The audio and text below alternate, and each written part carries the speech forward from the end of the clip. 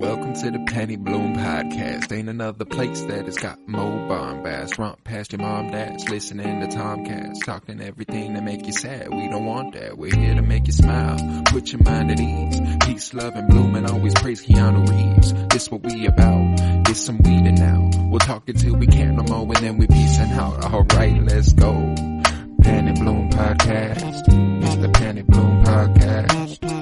Penny Bloom Podcast. It's the Penny Bloom Podcast. Penny Bloom Podcast. Penny Bloom Podcast. Hello, everybody, and welcome in to the 144th episode of the Penny Bloom Podcast. 'Tis I, Colton Robertson, and I am joined today by a couple of my favorite people to talk Marvel with. I'm joined by Aurora Carter. What's up? How you doing? Hey, I'm doing okay. You doing all right? Yeah, I know you sick. I'm hoping that you get to feeling better here soon. I promise I'm not like making her do anything, guys. I promise that's not what she volunteered. She was sick. She did it all on her own. She did the work. It's for the straight up podcast blackmail. today. No, it's blackmail, y'all. It's blackmail. We are also joined by Joseph George. What's up, homie? What's up? I'm glad to be here. Excited to finally talk the Let's Eternals, talk, baby. Because this is a fun one. We've talked when Black Widow came out, did an episode on that. When Shang-Chi came out, we did an episode on that. So it's only right we continue the trend of Marvel movies this year with Eternals. And I'm not gonna lie, I love this movie, guys.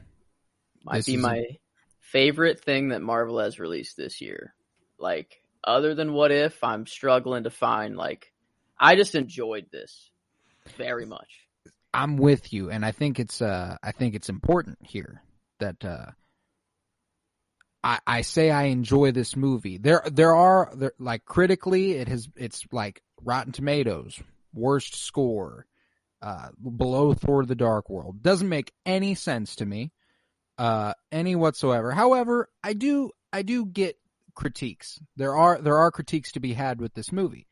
So let's go around first. Let's do a spoiler-free review. Everyone kind of get their thoughts in overall how they felt. Aurora, I'll start with you if you're down. Yeah.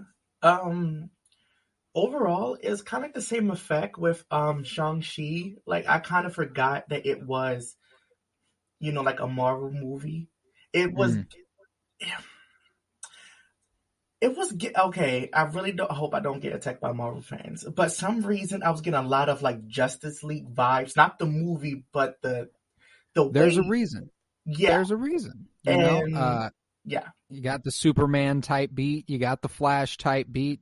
Mm-hmm. You got Thena, who's our Wonder Woman type. I mean, we got there's a lot of parallels there to be sure.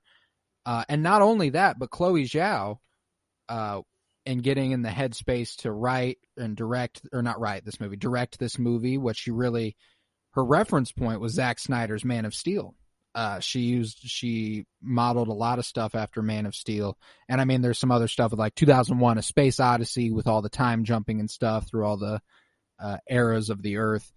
But Man of Steel, like the DC feeling of this movie is there to be sure. And I don't think it was, it wasn't intentional, but it was clearly influenced by some DC products at some point. Yeah. To be sure. How else did you feel about the movie? It was weird, but it felt weird, but it was good weird. Like, it gave me nice vibes, and I love the natural lighting. I loved it. Oh man, the fact that this was on location, lit by the sun. Oh, I loved it. Lovely. I know probably other people at Disney probably hated it, but to me, like this to be like the landscape and know they was actually at these places. This was for me the most visually stunning Marvel movie we've gotten, potentially to date. I think that. And I cannot stand people who are like, whoa, Marvel fans be like, this is the craziest shot I've ever seen, and then it's just a green screen. That is completely and utterly dismissing the work of VFX artists, because the fact that these environments are even created sometimes is fucking crazy. Go and do that. Like, you can't. That shit is hard to do. How does a green screen discredit anything? Like, it's still just a movie. Like, it's like a piece of art just moving. Like, Exactly. Just because it's a green screen or fake and not captured in camera shouldn't, like, degrade it from anything. I think it just dismisses the work of digital artists on these films, because they do a lot of fantastic work on these films, and I think it can be shown here in the World Forge, and I mean, with the Celestials themselves. Obviously, there's not anything you can really model that after. But yeah, it's a really, really beautiful and visually stunning movie. Like, the costumes for me, like, I felt like in like Marvel movies, it seemed like everyone shops. Y'all might disagree, but it seemed like everyone shops to the same like store for their costumes. Like, it looks different, but the way it looks. But I like the hard pieces on their suits, like Thena's chest plate, gorgeous. Like, and I like how what's her name? Cersei? Is that her name? Cersei, yeah. I like her green aesthetic to kind of like be like, oh, you're like a naturist, and yep, yeah. And Thena's got all white because she's like the pure battle warrior, just kind of like goddess of war type vibe, which she is. It's fantastic, and they really did a good job of emulating the vibe of the character and the costume. I feel like they did that pretty well. Yeah, I enjoyed it a lot. Joe, give me your overall feels for this movie.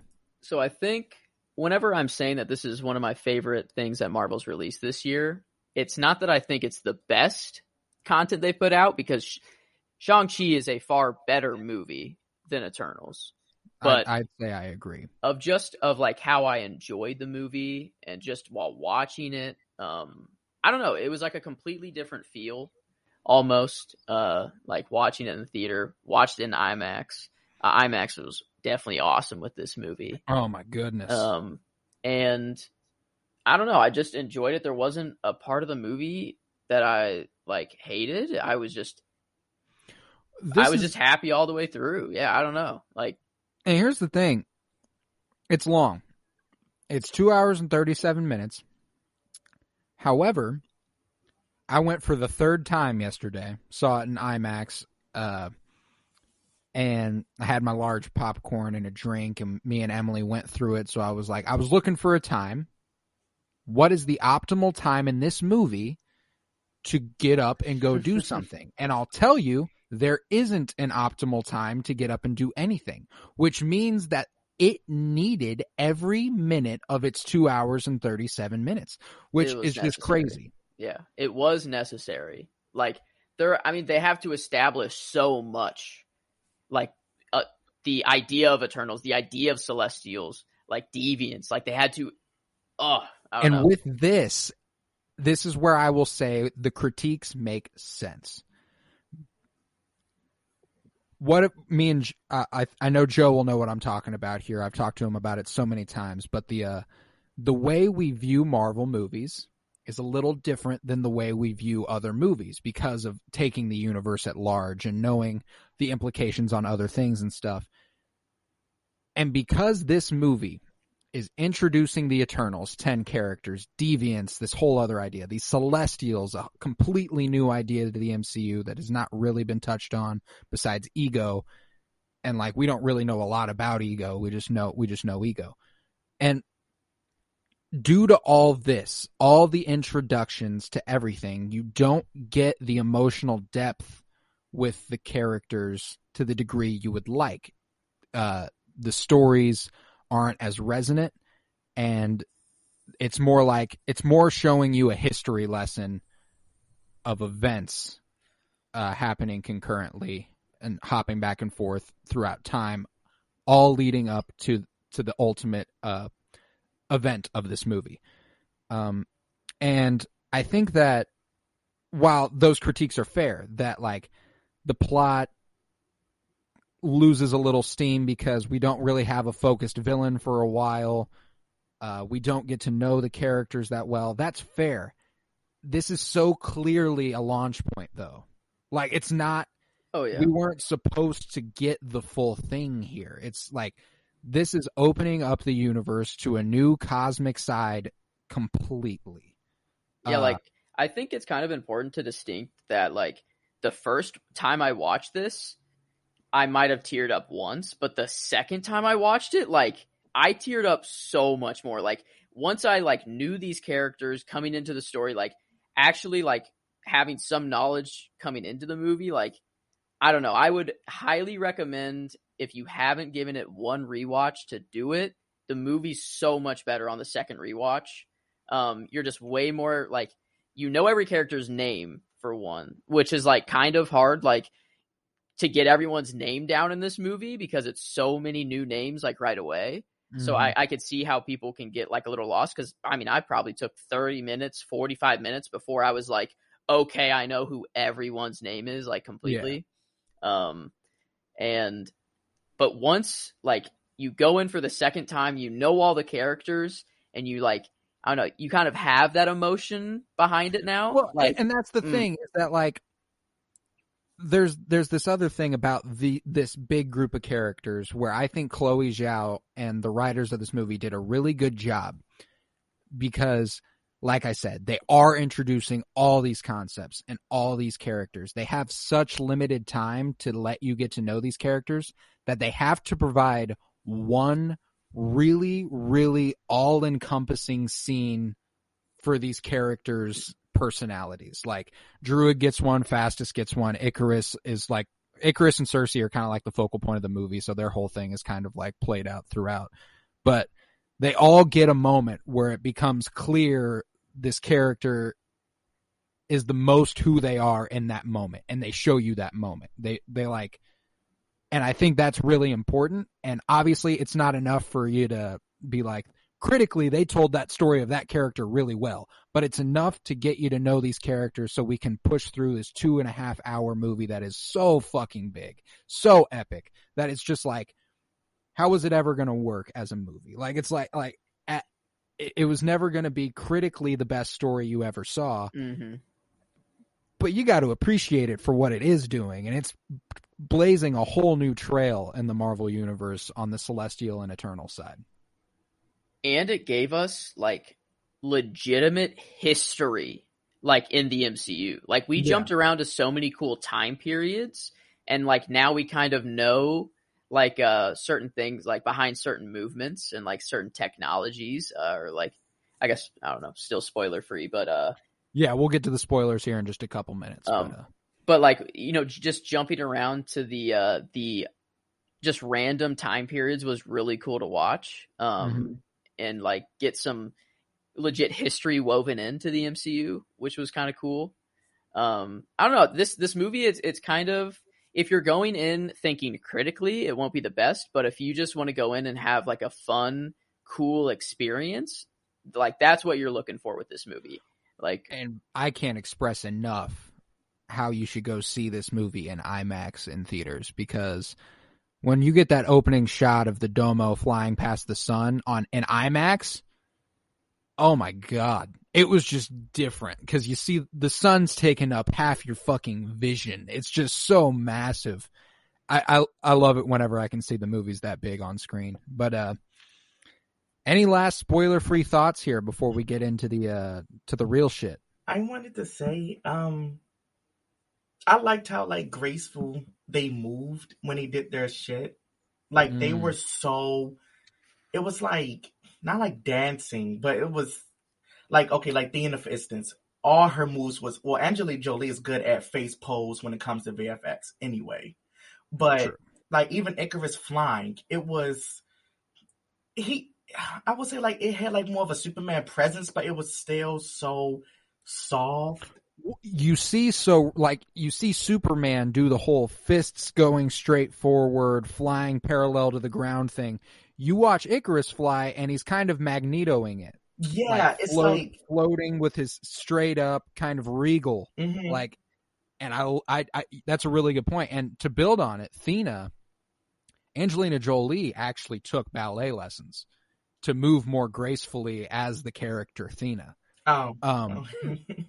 Which just makes a ton of sense because like I think specifically to one shot in that movie where she leaps across the screen and it's just like that was so clearly just graceful as fuck. Like in that one scene when she had Excalibur and like how she just turned, like that little moment, how she just spinned.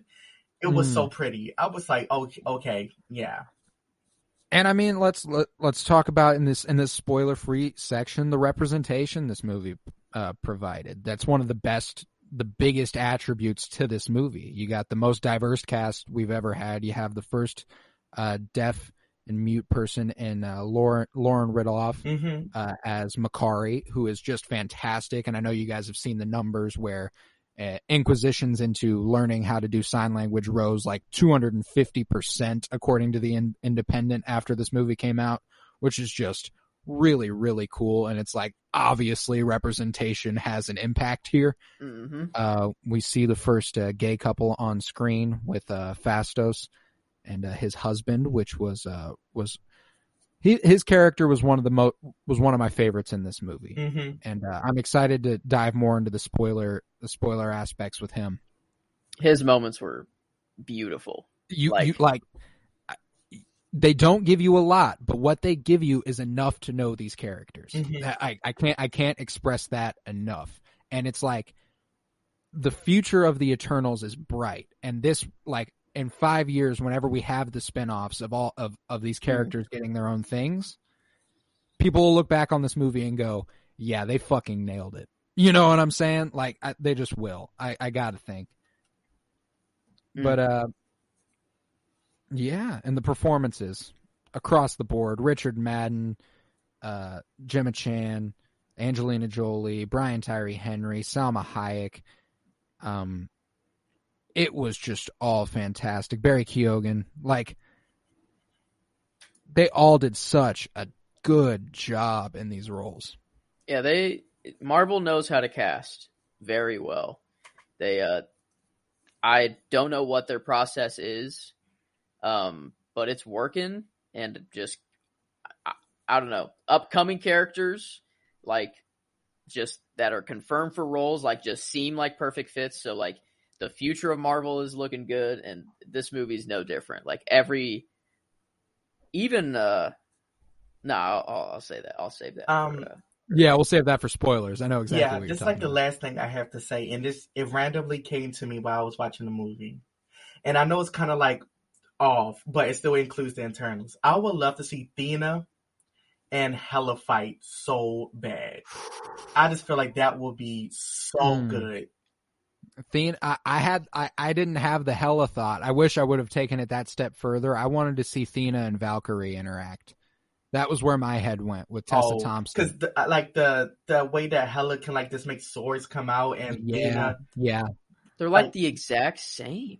They go hand in hand together. Yeah. Like I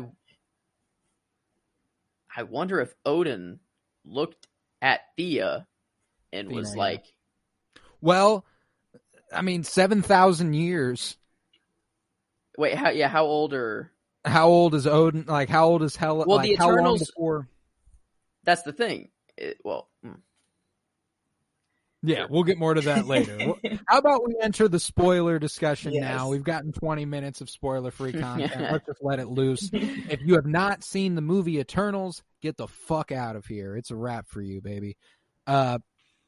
It's time. 3, 2, 1. Spoilers. Sex scene in Marvel. It happened. Dude, look at that. That's really a spoiler, but because it's all over. But no, yeah, that is one interesting thing about this movie, and it's not like they're just laying there naked. Yeah, it was like beautiful. It was a beautiful moment. It meant something. Yeah, like this was done right. They did it, and you see, like, you don't just like. Guess they're having sex. You can tell they're having sex. So it's like it was like overtly a sex scene, which I was like, that's wild to me. I didn't anticipate that from a Marvel movie. But hey, when you've got this epic drama on your hands, what epic drama has ever existed without sex? Not a single one. They all have sex. I love like how like the LGBTQ got a first kiss, yay, and straight people got their first sex scene in Marvel, yay. This representation across the board. Oh, just all over the place. But that's why this movie just feels good. Like this is a movie where like you can legitimately just like you feel comfortable watching it. Like maybe that's why I just enjoyed it so much. Is that like literally it's like it felt like a movie that is supposed to be released right now. Like it just I don't know. I just felt very like because to me I know when people talk about Marvel movies like for the children, but I'm like I would not recommend a child go see this movie. Yeah, like I really think now with the way Marvel is going, it seems like more catered to us. Like 19 up to me. That's just how I feel. Especially with that second post-credit scene and like announcements like Moon Knight and stuff. Like they're going in this darker mystic realm. I mean, House of Harkness and Blade and all this stuff. Like they're going this dark mystic route and this cosmic celestial route with like, and then whatever the fuck Sam Wilson Captain America's doing on Earth. Like it's like there's so many different aspects of this conflict that it's like my little brother Griffin, I almost took him to see the movie on his birthday. He turned 11 or 12, turned 12. Sorry about that. He turned 12. And like after I'd seen it the first time, I went, okay, yeah, Griff, you shouldn't see that movie. Cause like, not only is it 2.5 hours and a kid is not going to sit in a theater for 2.5 hours and enjoy the experience. It's just not something that happens. But there's so much information. And if you're not, I will say, if you're not like a Marvel fan, this had to have been hard to follow. Like I in my third viewing yesterday, I had people in front of me. We had two old white people who left early, which made a ton of sense to me. We had one dude who was really into it and 3 dudes on the other end that were also really into it. But the two old people in the middle left like as soon as Celestials got involved. Wow. Celestials popped up and they were like, okay, yeah, I don't know what the fuck's going on here. I'm going to go ahead and get going. And it was like all the way into the part of the movie where Cersei first talks to them and like they explained what the Celestials do and stuff. It wasn't the first time the Celestials popped up. I have a feeling that they aren't happy with the fact that the MCU doesn't have God. God didn't create the universe. Celestials created the universe and so on and so forth.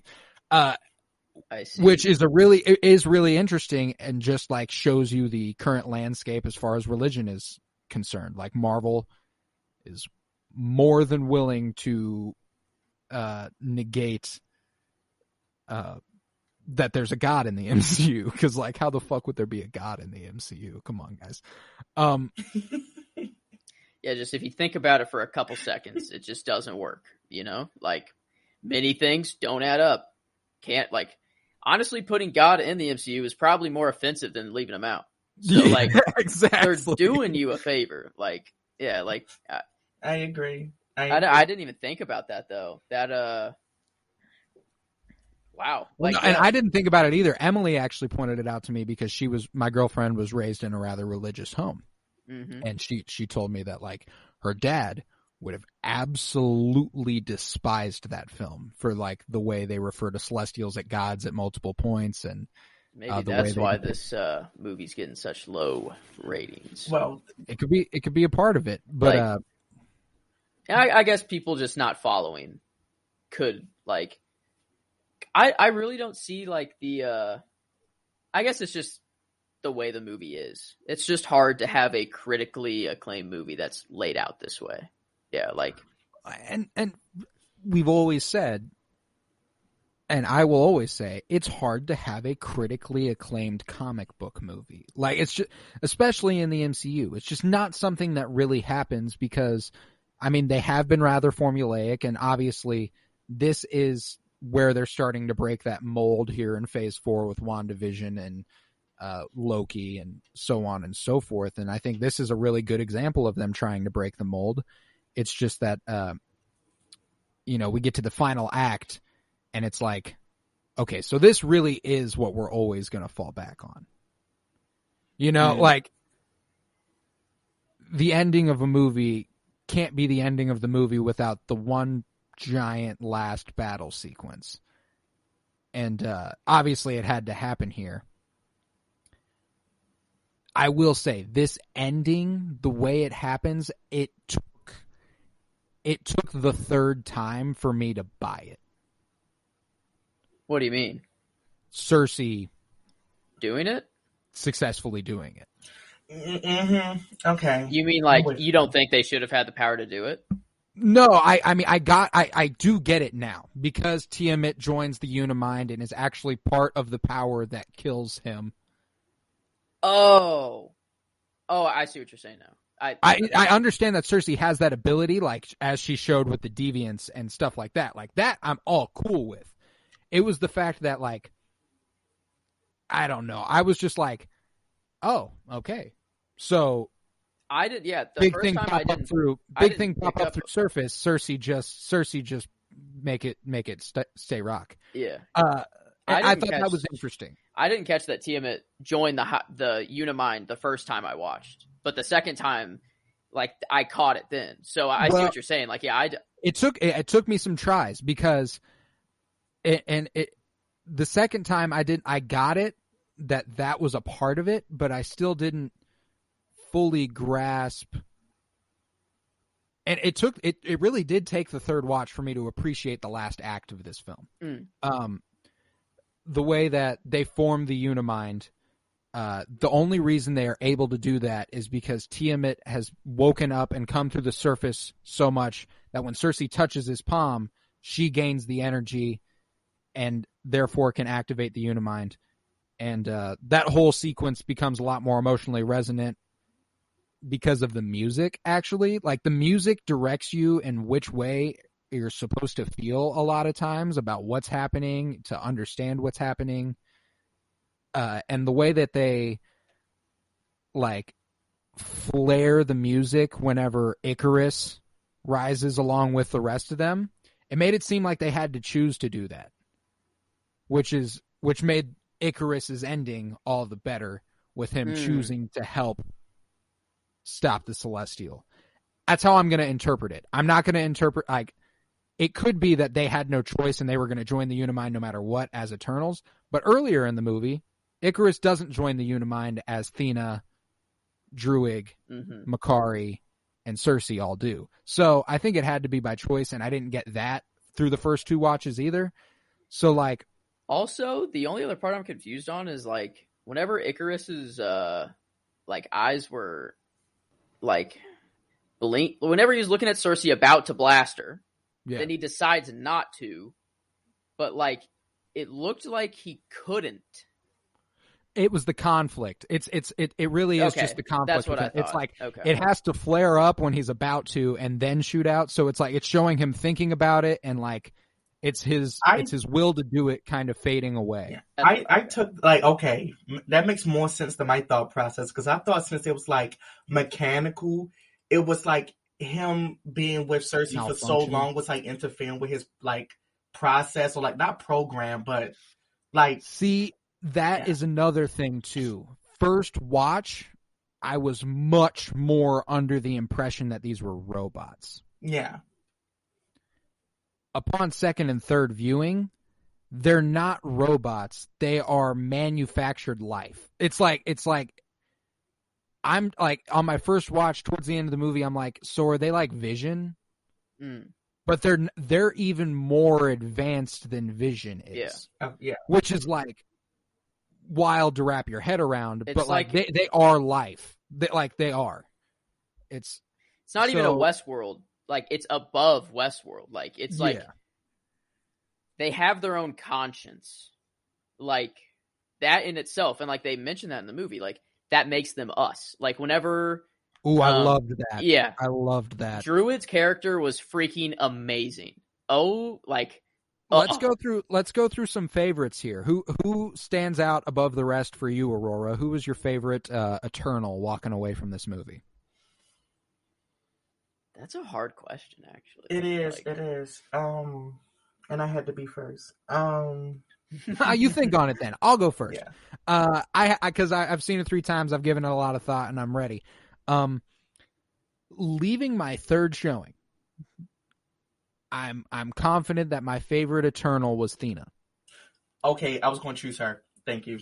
And I think that she carries herself as like the old, wizened, like above it all sort of character. Like, I look at her the way that I look at Joe. You'll feel this more than Aurora will. Like Episode 4, Obi-Wan Kenobi. She's got the shit figured out. I mean, like, when she does have the shit figured out. Obviously, she's going through some other shit that is really, really compelling. But whenever she gives that speech to Cersei at the end, like, get up, Cersei. Like, it's you have to do this. We're behind you and we believe in you. I really loved her in that moment. And she, her story is one that immediately resonated with me. And therefore creates the resonating in another story, Gilgamesh's, because their relationship is my favorite relationship depicted in this movie. Gilgamesh and Thena. They had a relationship that I don't think we've seen one quite like it in the MCU, which was really, and obviously you have the eternity thing with the Eternals. So like, if they spend a super long time together, it's like all the more special because it's like y'all were together for thousands of years. And the fact that's a fucking bond right there. That Gilgamesh is like on any other planet in a heartbeat, I'd do it again. You know, like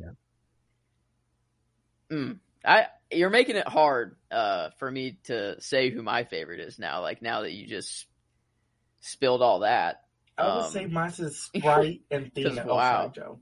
Yeah. No, you're fine. You were up. No, you go ahead, Aurora. Yeah, you're first. Yeah, I'm still thinking. So I would say Sprite and Athena because I seen like them two had the most conflict, Athena, like with themselves. They had so like what's it, Sprite? Is it Sprite? Yeah. Okay, 'cause I was thinking about the soda. Okay, my fault.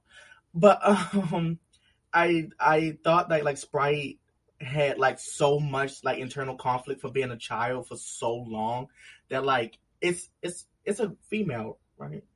Mm-hmm. Yes. Okay, right, they're so tomboy. I forgot. Okay, but yeah, like she's like might look like a kid, but like inside, like she's like literally a full grown, aged. Yeah, woman. Her whole thing is so complicated. And the actress did an amazing job. It was actually like compelling. I see this as a grown person, and I do love that they had her hitting on grown men, like disguising herself as an older woman, because it is an interesting balance that they had to strike with this character. Mm-hmm. Because I think the perfect route to go with her was being in love with Icarus, but obviously Icarus isn't going to reciprocate that. It couldn't happen. Yeah, it wasn't going to get portrayed on screen. Obviously, yeah, obviously. Obviously, thank God. And then you also couldn't have Sprite being into kids her age because she's thousands of years old. So it's like, why did she make her that way, man? Yeah, like she had to eternity of just pain for being who she is. Do we ever? And I think there's a lot of those allegories. Like, all of them are suffering because of the way Arishem made them.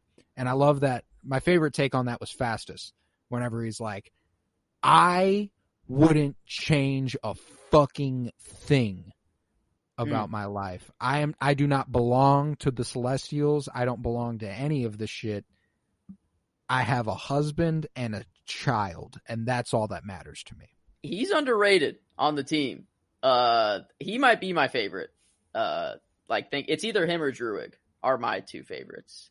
Yeah. If I had to choose, Fastos just I love the brainy, the nerdy. He's an engineer. Like, come on, dude's right up my alley. Druig, just I don't know. Everything he said in the movie was just really good. Like whenever he challenged Ajax. Am I echoing? You were for a second, but I think we're good. Okay. Sorry. Whenever Druig challenges Ajax, it was like, you'll have to kill me to stop me. I'm not stopping. I am true in who I am, and I'm sticking with it. And then he takes him to the Amazon, and basically that's the reason that the Amazon is still existing, which is just cool. It's like this paradise that he built. I don't know. I really loved his character and his arc, but Fastos though, he's probably my favorite. They had Fastos and Druig had a really cool dichotomy where their views shift in the opposite way. Druig believes that he should be able to control and stop all the conflict. Are we really helping them to a better society?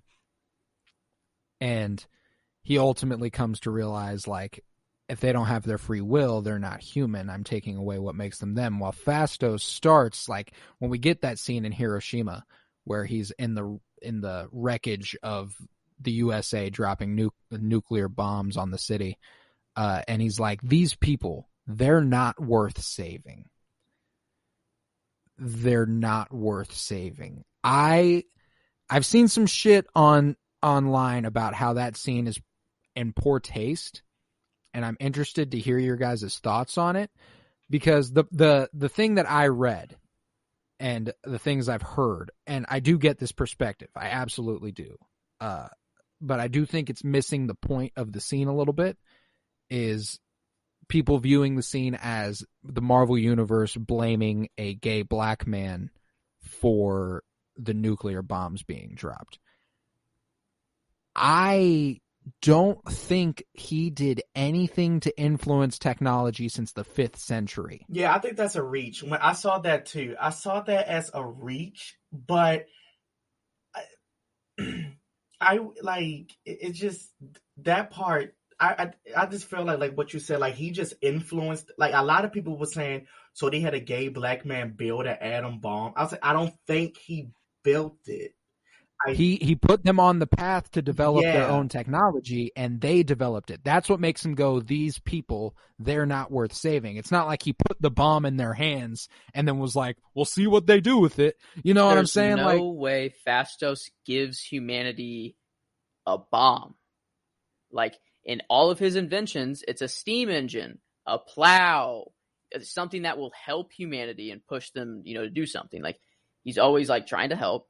The way I took it is he gives them just the itty bittiest push in the right direction, and then humanity, they develop it and they choose to do it, what to do with it. Fastos wasn't in the decision to drop the bomb.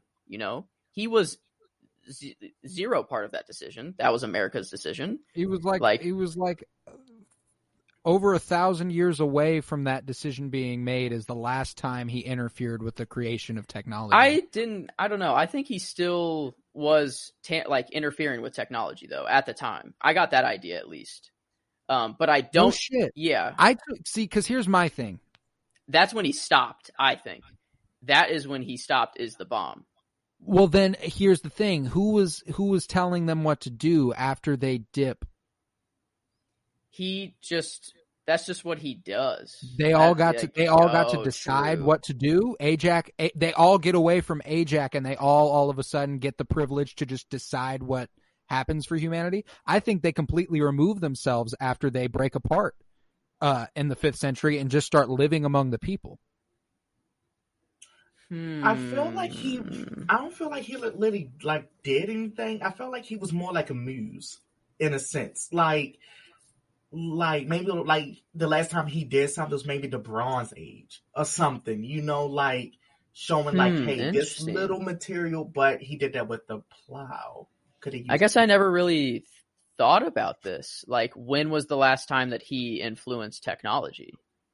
Because if they're going when's the last time any of them influenced engine anything? maybe because he liked engines so much. I'm just thinking like things that would make sense. Because I got the idea, at least whenever I watched it, I thought that he's been influencing technology this whole time, but then at the time of Hiroshima is where he was like, you know what, I'm done. I'm not giving humans anymore. And then that's when he found his partner, and then like he had like his views changed on humanity.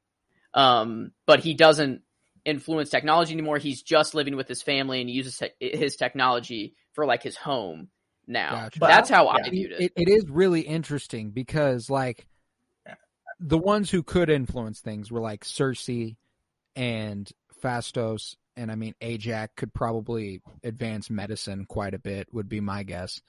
They're the only ones that could really influence the way society works indirectly. Like Druid can obviously control people and make them do what he wants, but like they're the ones that can kind of push them in the right direction and keep them on that path. And I think that without Ajax, like if they're not working as a unit and Ajax not there to direct them and tell them what they should and shouldn't do, that they're not interfering. Unless they never made it clear. I know Ajax is also there with Phastos in Hiroshima whenever he's mourning what's just happened. So it's like, yeah, they don't really make that clear. Okay, like Joseph, I don't know like how much you would know, but Colton, didn't you get a sense of like X-Men Apocalypse with like Magneto with his family from Phastos in a way? Like the whole concentration camp and like him feeling like humanity is worth saving when he has his family finally. Like I saw so many like influence in this film from so many different stuff. I feel that. Yeah. I can see that for sure. Like and like this is a storytelling method that's used for a lot of villains, like the way that, and it was used here for the Eternals, is like witnessing humanity in its best moments is enough to make you want to save it. Because obviously we have our lows, but we do have highs as well. Like we have good things about us, which is often outweighed by the bad, I'd argue. But we do have redeeming qualities as a race or as a species, I guess. Just focus on all the negatives and say that we're not worth saving, then you're letting the evil win, and you're letting all of the good that is trying to come out you're like letting it die. So it's kind of pointless to look at life in that way. It won't get you anywhere, literally. It'll only kill out, like a race. So I used to think that way, like I used to legitimately like, yeah, if I could flip the humanity switch, I would. Like I said that many times on the podcast, word for word. Mm-hmm. I don't believe that anymore. I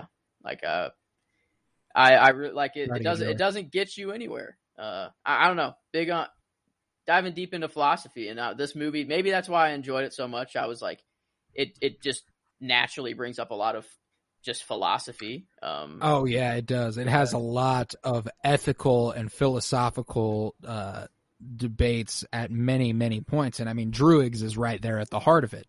If you have the ability to influence and stop war, the death of people, why not do it? Wow. And he ultimately comes to the conclusion on his own, if I take away their free will, they're not human. They're not the people that they were supposed to be. I guess my two favorite characters are there's two most philosophically immediate. The ones with the most philosophical conundrums. Yeah, I get. Wow. And like this is the last thing I want to say about the Phastos situation. Cause that's like so much to dive into with this movie. But I saw like people were saying like, wouldn't it make more sense for him to disbelieve in humanity since he's a black man and like slavery? But I saw like That No, seems like because it's all not the like less it's like reason tech to believe with in that. humanity. I don't think that's nothing tech with. Yeah, that was just a all human decision. Yeah. Yeah, like I don't think, even coming from me being black, I don't think that heroes like that make more sense because it's like technology versus It's a technological that event. wasn't nothing. It wasn't nothing. Like I don't Yeah. really get that. I'll see that more with the guy who's doing mind control. That works better with him. With Oh, I'm with you. Like yeah, if and obviously Druig, I think if he doesn't have Ajax telling him not to, there's a good chance we're a hive mind as a society. Like if he doesn't have Ajax to influence him, and that's one thing I will say about this movie that I wish we could have gotten more of that we didn't was Ajax. This movie does a really cool way of storytelling, and it's something they kind of had to do. We've said that on multiple occasions they have so much information to throw at you. On first watch, there's a reason you don't get the emotional resonance of the moments, of several moments. When Ajax is dead, in the moment of the movie that Ajax is dead, you don't have a single reason to give a fuck about her. Mm-hmm. They then immediately follow the scene with Ajax having been dead with a reason you should love Ajax. They do the throwback. They do the thing where they're explaining Mad Weary as well through Thena and Gilgamesh, and they're explaining why you should love Ajax in that scene too, because Ajax is like, all right, guys, we've done it, and she's like obviously the heart of the group. Mm-hmm. She is the calm, collected one, and she's the prime eternal. She was the prime eternal, but yeah, man, she was a really cool character, and I loved her power, the healing ability. She was like they on multiple occasions even called her mom. Like she was the mom of the group. She really was, and I love that idea that they all, and that scene at the end whenever they're making the revelation that Icarus has killed Ajax, and they're all standing on the domo, and they're all looking at each other, and Druig's like, he killed her. Don't you guys see? That's what happened. And the way they, like, I felt the tension in that room of like, you cannot convince me the Avengers were a family when I'm watching this stuff unfold. Like, yo, the way that like Cersei and Phastos like immediately break down, and Icarus starts tearing, like even Sprite. Like Sprite is conflicted though. She's like, no, like I don't want to believe it, but like, oh my god, Ajax, like yeah, like it makes sense. Like see, everyone's reaction was legitimate. Like I didn't even expect it to happen like that. I was even taken back when I saw like the emotions come forward in that one room. I was just like, oh shit. I thought it was going to go down then and there. Credit to like Kumail Nanjiani's acting too, Kingo.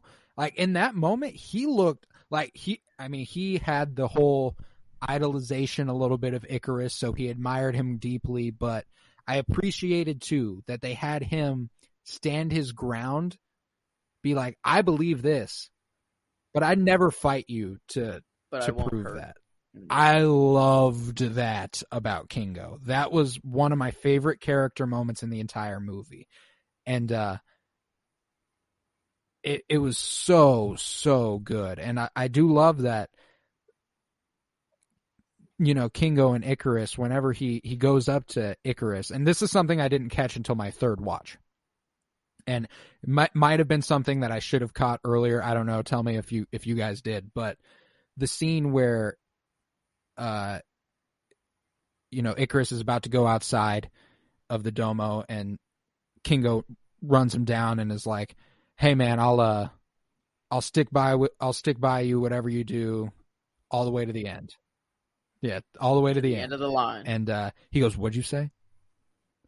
And king was like, I'll stick by you all the way to the end. And kicks him into a flashback to 6 days earlier where he said the very same thing to Ajax right before he led her to her death.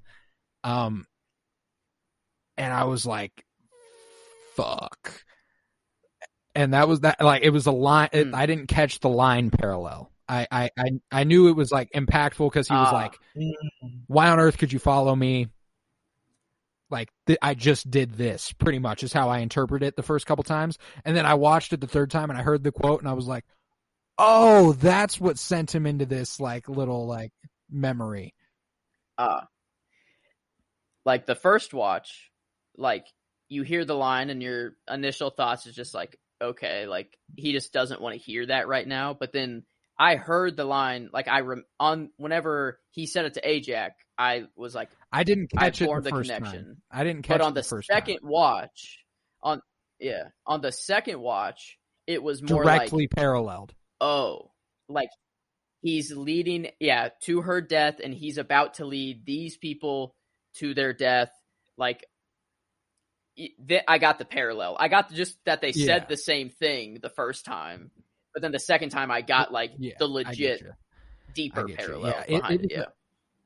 Like, no, you go ahead. Go ahead. Yeah, what you say? I was just saying, like, when it comes, like, you find out that, like, Icarus killed Ajax, I just felt like really, like, fucked. Like, it really just made me feel like, because I thought Icarus would be, like, the older brother, protector type of the group, other than Athena and Gilgamesh, of course. But I just felt like all of them was so very, like, tight-knit. And to see Icarus, and y'all can kind of, like, totally bring me up to speed, but I really don't see or remember a scene where it actually kind of just makes it valid as to why Icarus loves supports the Celestials so much. So here, with this aspect of the movie, I took this as more of a religion allegory. Like, this is like a direct reference to religion in the real world, and he was like all the Eternals are fallen angels. Yeah, like he believes so strongly in his God, his purpose, that it turns him against the people who he has loved the most and has known the longest. And ultimately, I think, like, obviously, by the end of the movie, you're supposed to be on the side that Icarus is wrong for this perspective. I took it like a completely different way. I was like, he was the most powerful out of the group, so he had like the most celestial in him. So like the more power, like power ranking, like his mind was corrupted more, because that's kind of like, because I was having trouble justifying why Icarus would betray all of them, because all of the rest of them are so like, I mean, you have Kingo that is like, I would never second guess in a celestial, or like all of this life that we're destroying. But like Icarus really just kind of seemed like out of nowhere, and I kind of like was trying to justify, and I was like, okay, maybe he's the most powerful, like that has something to do with it, maybe because they reference him as the most powerful. Like, I see, but is he? Like, really? Is he? They lend him to being the most powerful. Yeah. So, like... Yeah, see... like, even that Superman reference, like, gave him, should I call you Clark now? One. Even that. But... Yeah. See, that was really interesting, because the way that I took it is it's much more of a character. It's just, like, much more of a character, personality-based thing. And I think this can be said for most people. Hundreds of years before this conflict, Ajax told Icarus in confidence, this is what's going to happen. We need to stick by this. Don't tell anybody else. He lives for so long keeping that secret leaves Cersei over that secret, that if he can't follow through with it, if he can't stick by that all the way to the end, was any of it prior to that worth it? Ultimately, he comes to the realization it doesn't matter personally whether or not it's worth it. It matters whether or not these people I care about continue to be alive. And I think that, and Cersei was obviously a big reason why he believed in the beauty and humanity. That whole montage as he's thinking back to what Cersei has shown him and the people they've interacted with over the centuries, it's him realizing, like, there was beauty here, but I was so blinded by what I've believed to be the truth, the path, the way, that I wasn't going to break from it until then. I didn't even think about that aspect. That's like, yeah, that has to be like for sure, like waning in on his decision. Like all that time he spent keeping that secret. And he even said it, like, do you know how hard it was keeping that secret from you guys? Like, I mean, they're basically brothers and brother and sister, and like he was. No, I got the same I know, thought, it is weird though, to say that. And throughout the movie, it is a little weird at points. Whenever it's like, it's just a weird conundrum, because like there are clear ones where I'd look at them more like brother and sister, and then there are other ones that it's like, oh well, these are obviously not brother and sister. Like Druig and Makari just like have the fucking love bug, man. And they have that moment. Whoa, what's going on here? Is this new? Because I don't like it at all. Like it. Yeah. It was legit family strokes. But I do love that there's actually, like, Druig and Makari were not supposed to have a love thing at all, but the actors had such a palpable chemistry that they wrote it into the movie, which is wow, just a fun little fact to know, that it was like these actors were flirting with each other to the point where they were like, okay, yeah, get them on screen together because this is cute as fuck. And I love where we end up with Druig, Makari, and Thena on the Domo. Those are my 3 favorite characters in this movie. That's fucking awesome. I got them all in the same place right now. They're gonna be like at least the launching off point for some sort of spinoff, maybe the Eternals sequel. But regardless, they're clearly going to be their own thing for at least a little bit, which is super exciting. Did we get that at the end credits that like these characters the will Eternal return? will Did we return. get that? I don't remember. They will return. Okay. Yeah. Okay, never mind. I hate how they do. Like they used to say what they would return in. Like Thanos will return in Infinity War, or like they would say that, but now it's just they'll return. Think Disney is like, girl, they're like, dude, we've got fucking like 50 things per year right now. I'm not gonna. Yeah, like what does that even mean? Just saying they'll return. Like obviously they're gonna come back. Like they're just giving us some assurance is all. You're not just gonna. Yeah, I will. I'm gonna go back to a couple gripes I had with this movie. Okay, so the Deviant storyline. 3 watches past.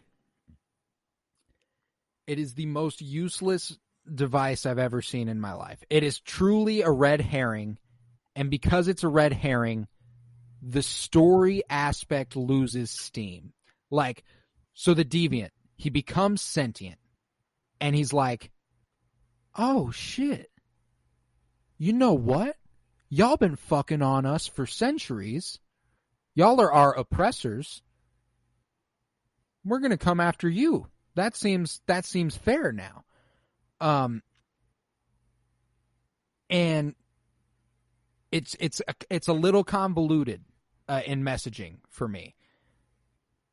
I think, like you think they should have teamed up? Like Druig says. Druig is the one who has this right. We're the same. We're both pawns of Celestials. And I do get it. The Deviant wasn't going to stop until it got their power. Therefore, they had to go all the way with it, fight him to the death. But, like, it's just confused. It's just a little bit of a mixed message thing going on there, because it's like, I see. oh, this creature it who has been pushed down and their species has been demolished for centuries. He becomes sentient. He can think. He's like all the other people out. He's like all of you now. And we're just going to end this movie by killing him.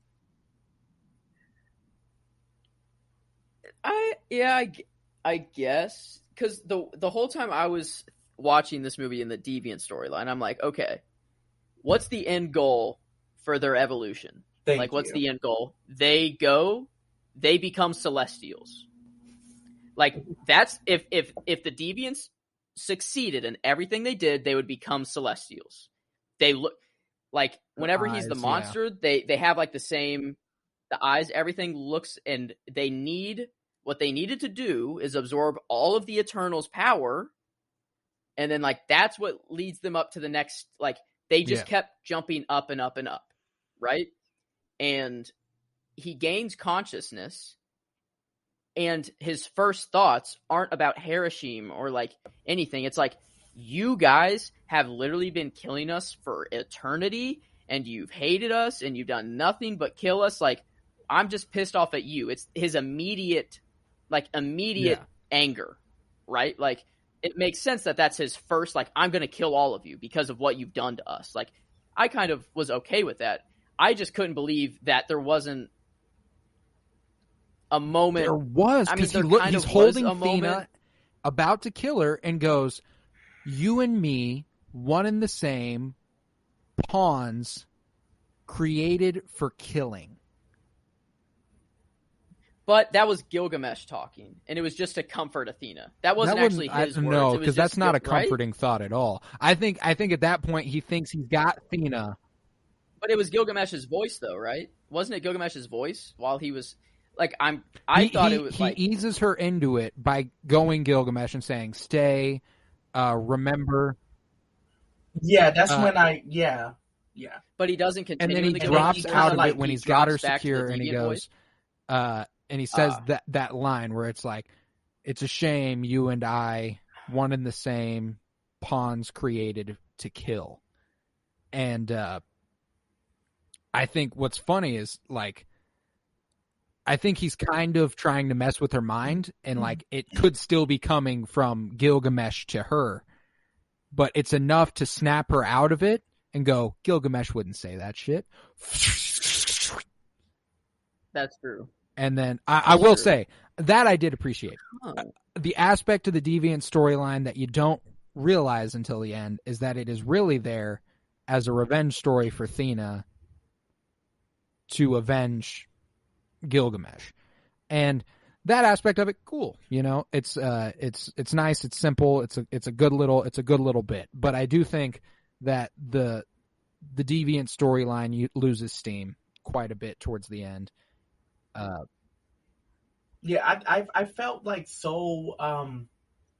it just seemed like he was taking it one way in the beginning with the Deviants, and then when that like shit evolved, I was like, oh, this is going to be a thing. And then towards, like, I kind of I wish they did team up. I thought that was going to happen. I literally thought that was going to happen. And then when he dies, I was just like, so what was the point? And it really was. The other thing is that it really is like, just it's a red herring. Like, they're trying to point you one direction, be like, Deviants will be the problem in this movie. The Eternals were created by the Celestials. They trust the Celestials. Da, da, da. And then halfway through the movie, they go, the Celestials plan to destroy Earth so that they can create a bunch of new planets. And it's like, oh, okay, so our new antagonist is the Celestials. I will say another interesting aspect of the Deviant storyline is that when Icarus feeds Ajax to the Deviants, he has no idea that they're going to evolve. So the rest of the movie, when he's protecting them, he is genuinely protecting them. He does not want them to die via Deviant, because as he realizes when it heals himself, oh, if we die via Deviant, the Deviants are going to just go on a fucking tear here. So He just wanted to protect. It's interesting that he was willing to let them face the emergence, and obviously they'd live and protect their get their memories erased through the emergence and stuff. But the fact that he was still like, I'm gonna come back and protect them from the deviants, though, like that's. I guess how would the deviants have helped them though? They couldn't have formed in the Unimind. Like how? That deviant they couldn't have done anything. He had Ajax and Gilgamesh in him. I'm assuming that. But he just had their powers, like their abilities, and like their creatures meant to evolve. Like it's not like. Yes, he had their memories. He had their memories, and he was gaining their abilities. Was also created by Erisham. I just don't see how that also couldn't have. Did Kingo join the Unimind? Kingo wasn't around. They never showed. Yeah, but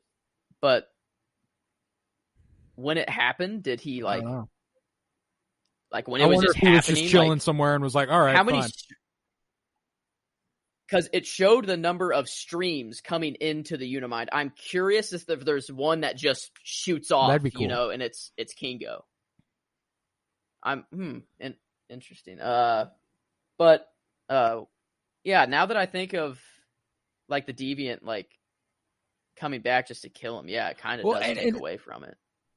Like, but the thing is, I don't know that's the thing is that like it's just an aspect of the story that didn't actually need to be there. Yeah, but like it's the whole reason the Eternals are there. Like to fight the Eternals were created to destroy the deviants. Like the deviants got out of hand. Harashim couldn't control them, so he created an evolutionless species that evolved still.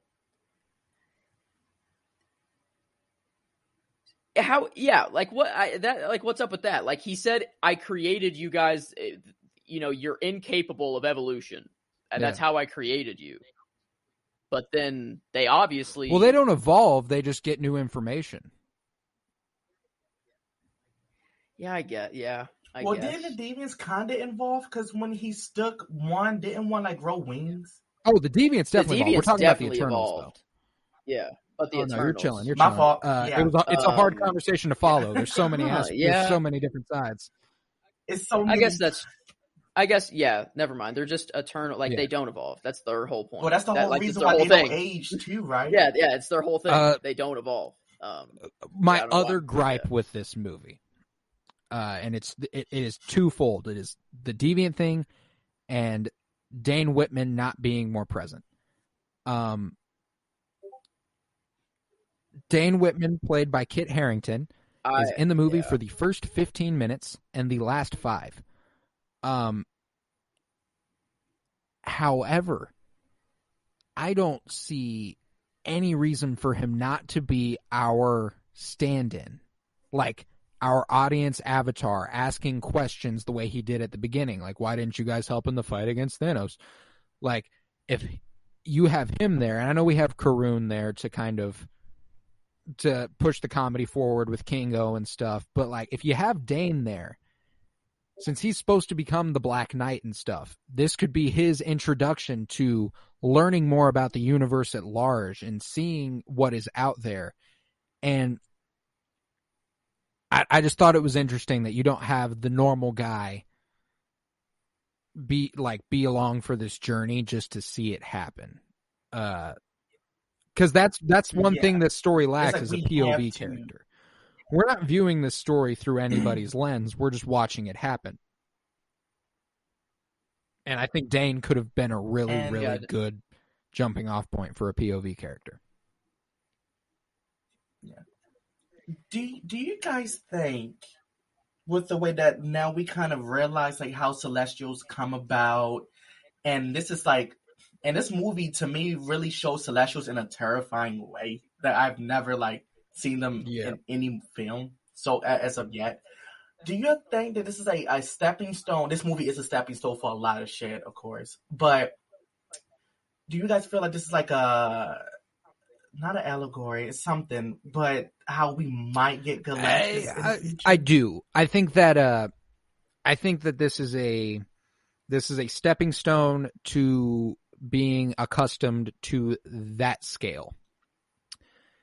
And because we don't have the Fantastic Four yet, or anything like that, you can't dive right to Galactus. I do think that now theory here. This is where I'll plug in the first theory that comes from this movie. Is we've got Arishem at the end here, who shows up to Earth and pulls the Eternals off Earth, Kingo, Phastos, and Cersei, to examine their memories and evaluate whether or not Earth is worth saving. Now, if he is to conclude that Earth is not worth saving, is it then that they sick Galactus, the Celestial sick Galactus onto Earth to devour it for its nutrients? Like, what if they make Galactus some celestial hitman? And like what the Silver Surfer, like some silver. See, because that's the thing, is they're gonna retcon shit. Like, I can already tell they're gonna retcon shit with Galactus. Like, it's just gonna happen. I won't be surprised when Galactus is like Arishem's brother or some shit like that. Now,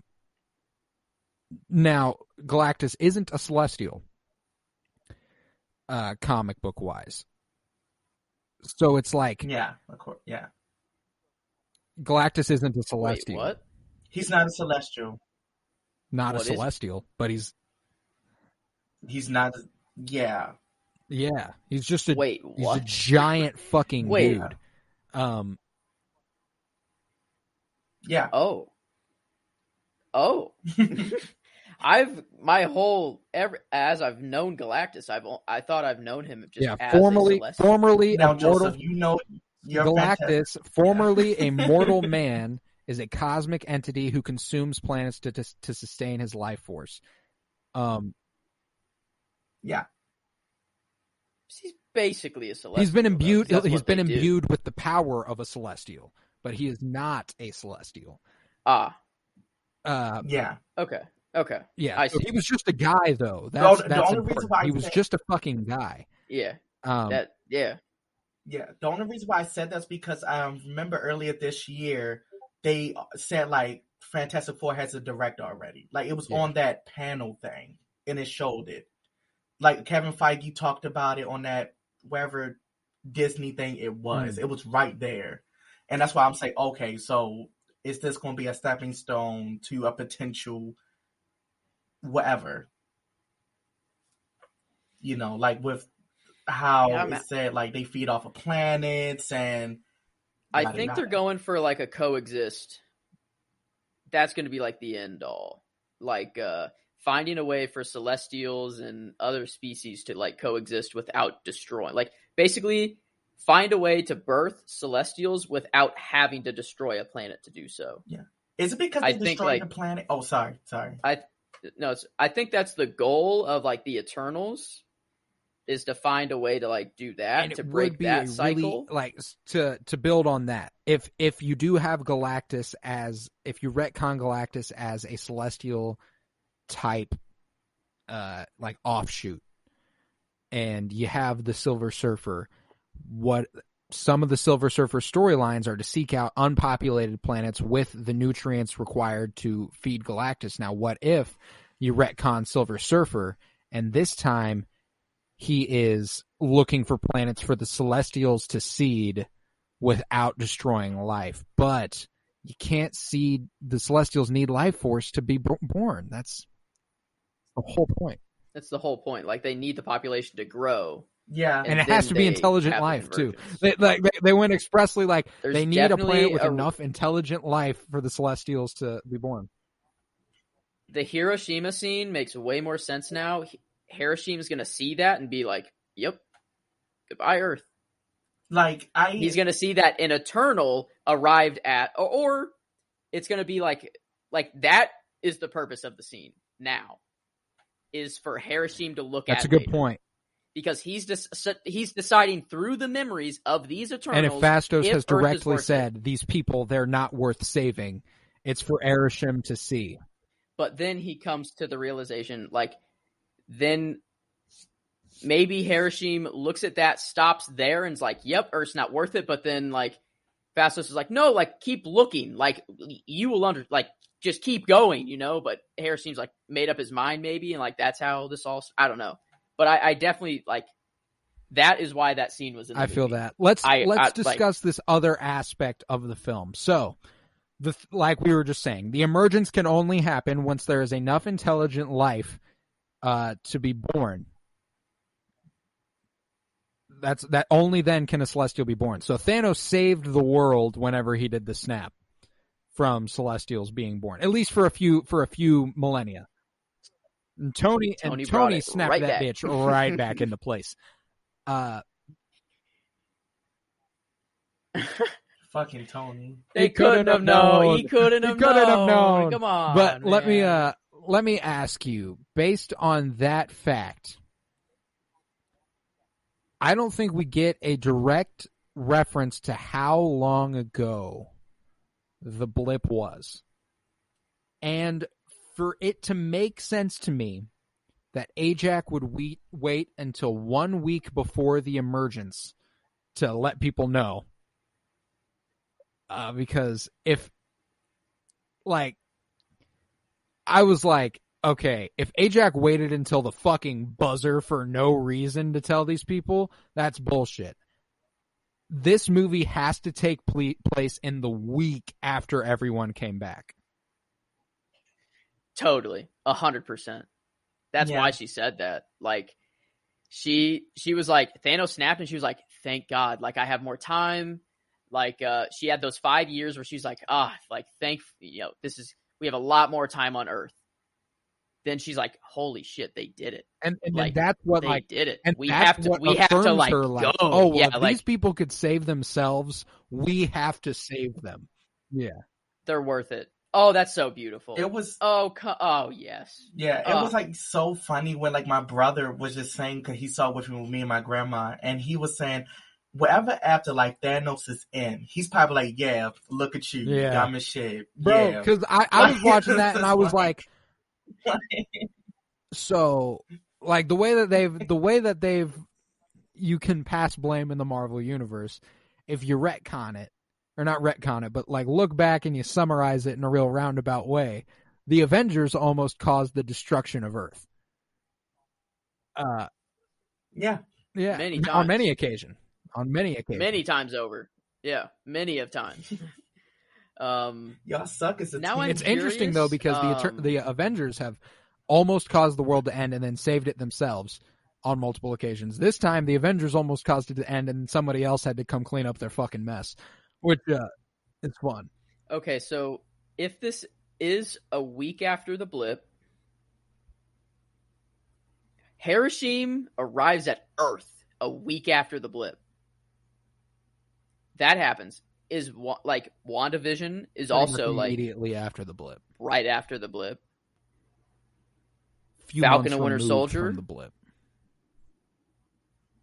So this is like just interesting how everything's lining up. Like, because like we've looked at like everything has had like their own like Nexus event, right? Like Loki, the obvious Nexus event, WandaVision becoming the Scarlet Witch. People don't like to talk about it, but Falcon and Winter Soldier, it lines up with him talking to the world as Captain America for the first time.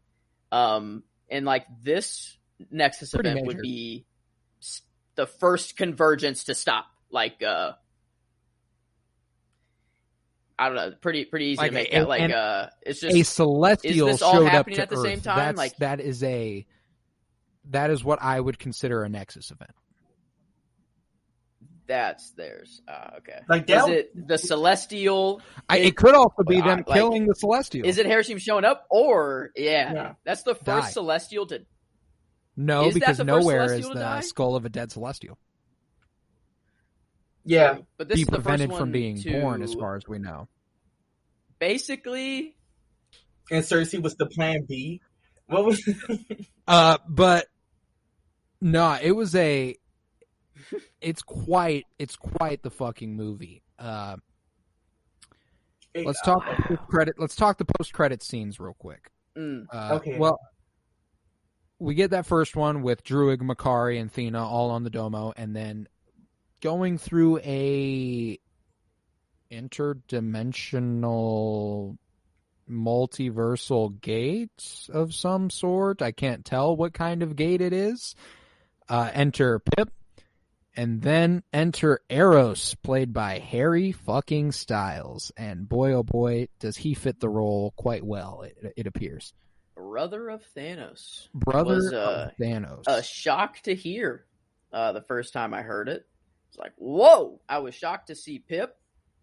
For one, I was like, who the heck is this guy? Voiced by Patton Oswalt. Then I see Harry Styles, and I'm like, what's going on? And then I hear Eros, brother of Thanos. Huh? I was like, whoa. And tell me this man's not going to be in Guardians 3, bro. Tell me this man's not going to be in Guardians 3.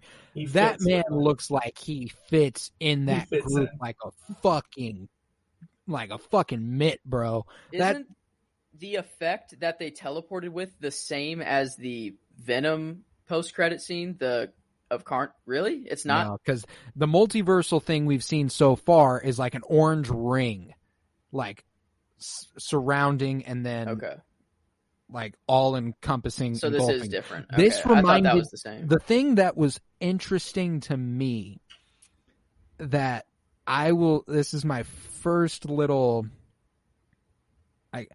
It seems to me like Eros can kind of do this. They had control. Because he said no more drunk teleporting for me. Like they do know how to teleport. But the only place we've seen anything like this is WandaVision.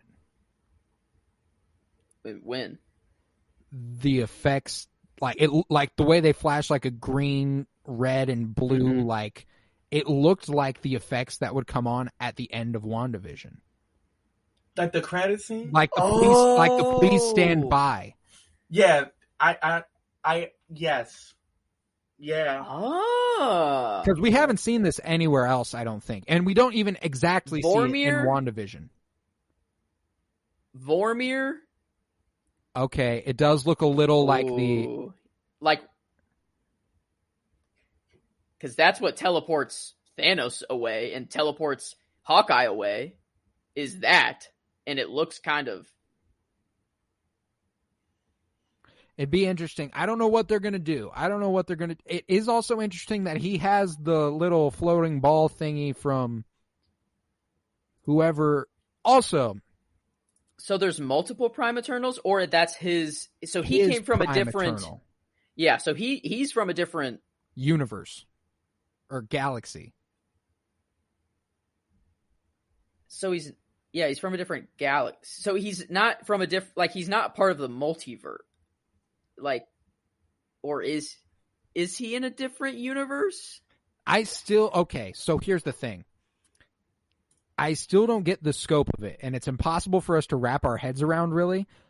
So when the Celestial seeds planets, what's the nearest planet to Earth that was seeded? I think we're the only one in our solar system, I thought. Oh, certainly the only one in our solar system. It has to have populated life. So, like... It's very far away. Whenever they say the Celestials are born in the universe Erisham created.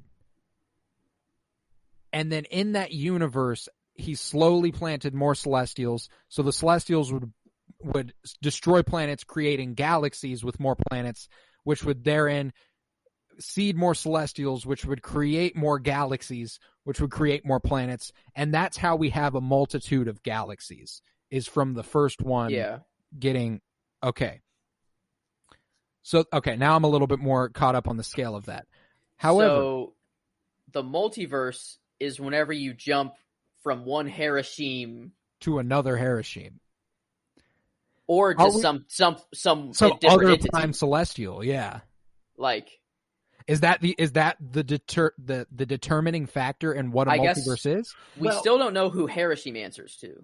Well, or if he does. Yeah. Like, do we?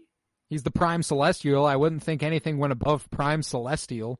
Well, if you kind of remember, when he, as soon as he teleported away from Earth, it seemed like he went into like a black hole effect. Yeah, Do you remember in Loki when you go into the what's his name? He Who Remains.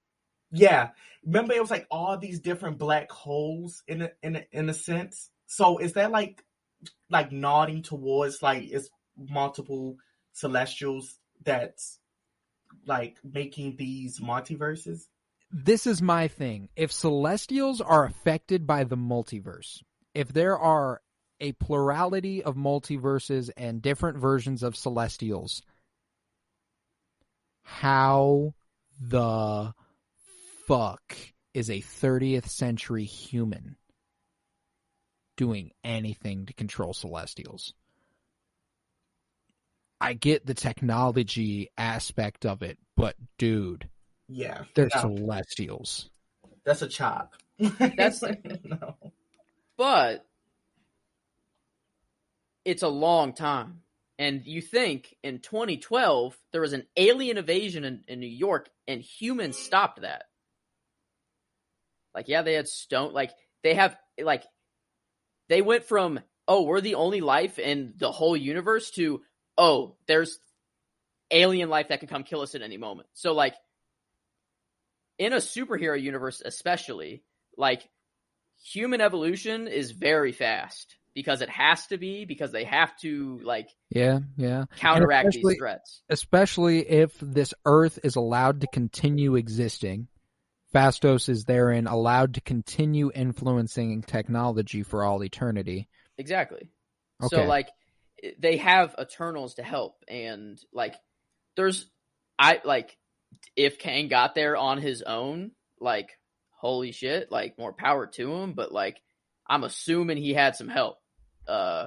What I just can't wrap my mind around how the multiverse is in any way connected to this celestial level storytelling. The way do you think they'll even try? Yes. I think they will. I think it's. I think What If Season 2 will be crucial in answering this question. I think this Hiroshima is our universe, is like the universe we know right now. Hiroshima is our universe's creator. The multiverse is then, it doesn't have to be Hiroshima. It's just whoever created that, it could have been a completely different being. It doesn't have to be a celestial. It could be anything. It's the multiverse. So the universe we have, Hiroshima is our creator. Like, he's the one who put all the planets there. We don't know who put Hiroshima there or if Hiroshima is... So the way that it has to work in my human hierarchy mind is whoever created and put Hiroshima in his spot is who created the multiverse as it is. So, yeah.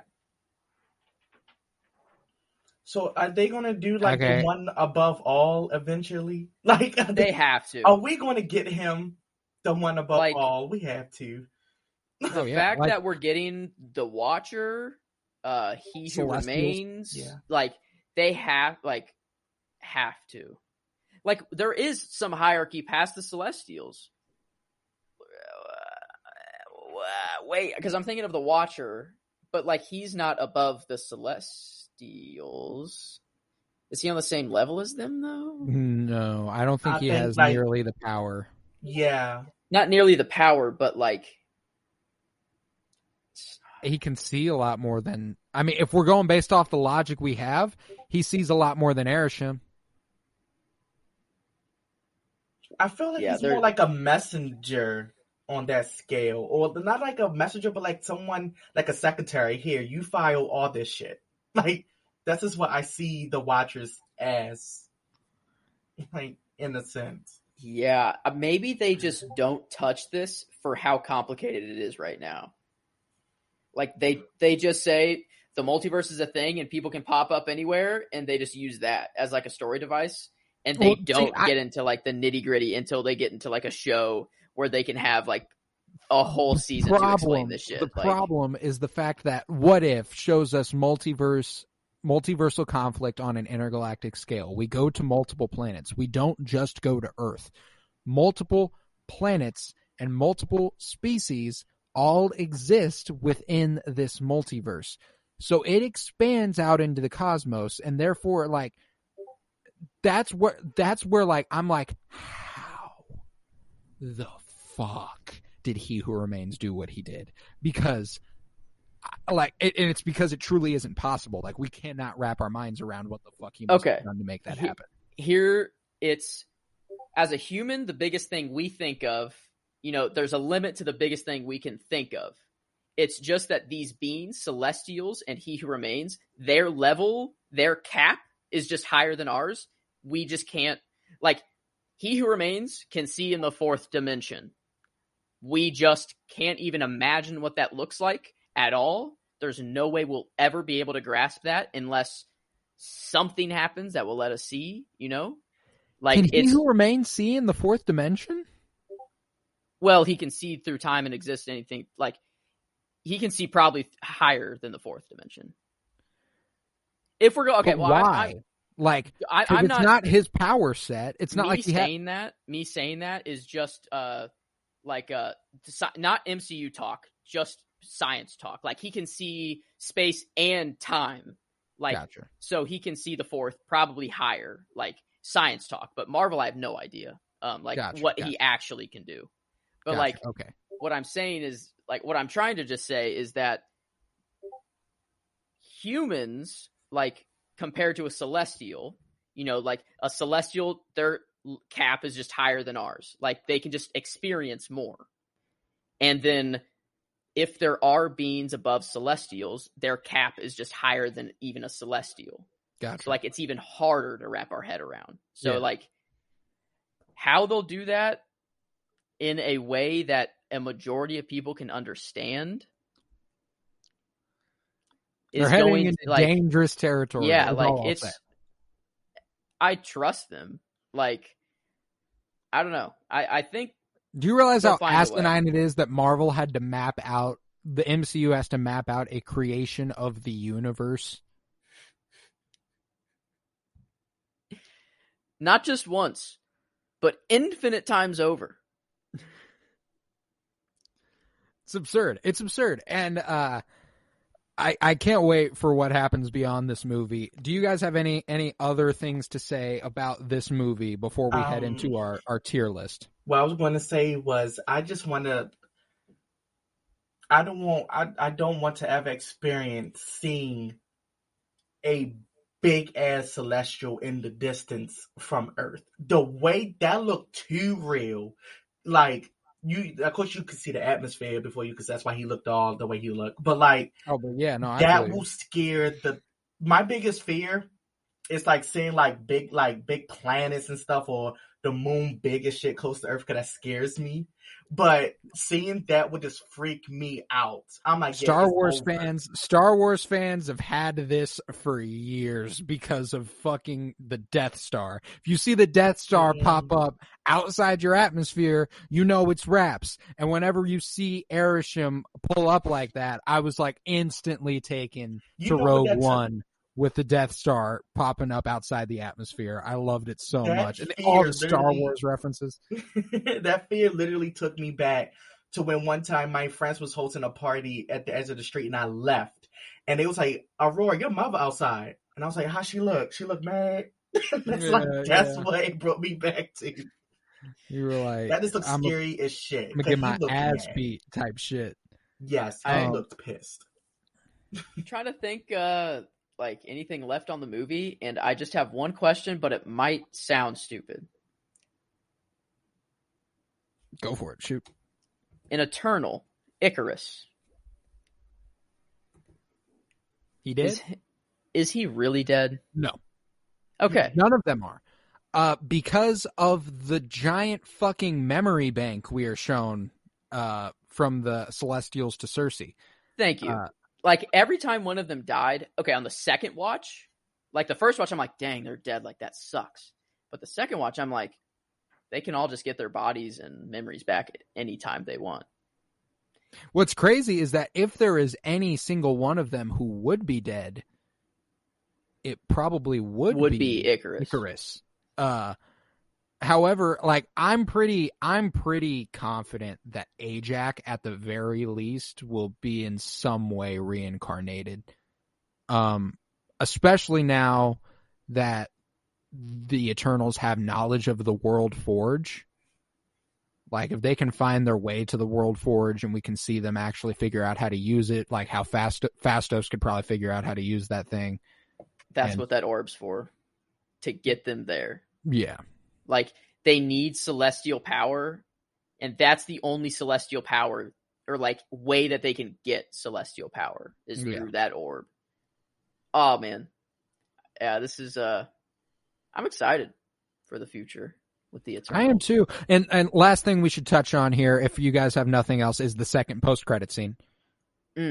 Wherein Dane Whitman sees the ebony blade laid out before him, and he's being real hesitant to grab it, and we see this effect on the sword sort of crawl over itself to try and get to Dane's hand. And I don't know if you guys thought that looked familiar, but boy, oh boy, does that resemble a fucking symbiote. That's what I was thinking. Like a Venom type beat. And it is a symbiotic sword. It does join the wielder of the sword, and it feasts on blood and thrives on the souls of whoever it kills. And it does have the effect that a symbiote does on, like, back in Spider-Man 3. It emphasizes the worst qualities in the wielder. Now, that is why it is fantastic that Mahershala Ali's blade shows up and goes, "Are you sure you're ready for that, Mr. Whitman?" And the fact that they're going to tie Kit Harington's Dane Whitman into that side of the universe is fantastic, because I did not know how they were going to do it, because this is usually some Camelot motherfucker who exists in a different time period. I was like, what are they going to do? Are they going to displace him through time with some Doctor Strange bullshit? Or are they... And they're just going to say, fuck it, we're going to make him modern, and he's going to be alongside, like, Blade and Moon Knight and shit like that. And that is fucking awesome. I really liked how you said that, because, like, Joseph I the other day was, like, looking him up, and all we saw was, like, Camelot and Sir Percival. So I was thinking, like, how is he... What are they going to do with this guy?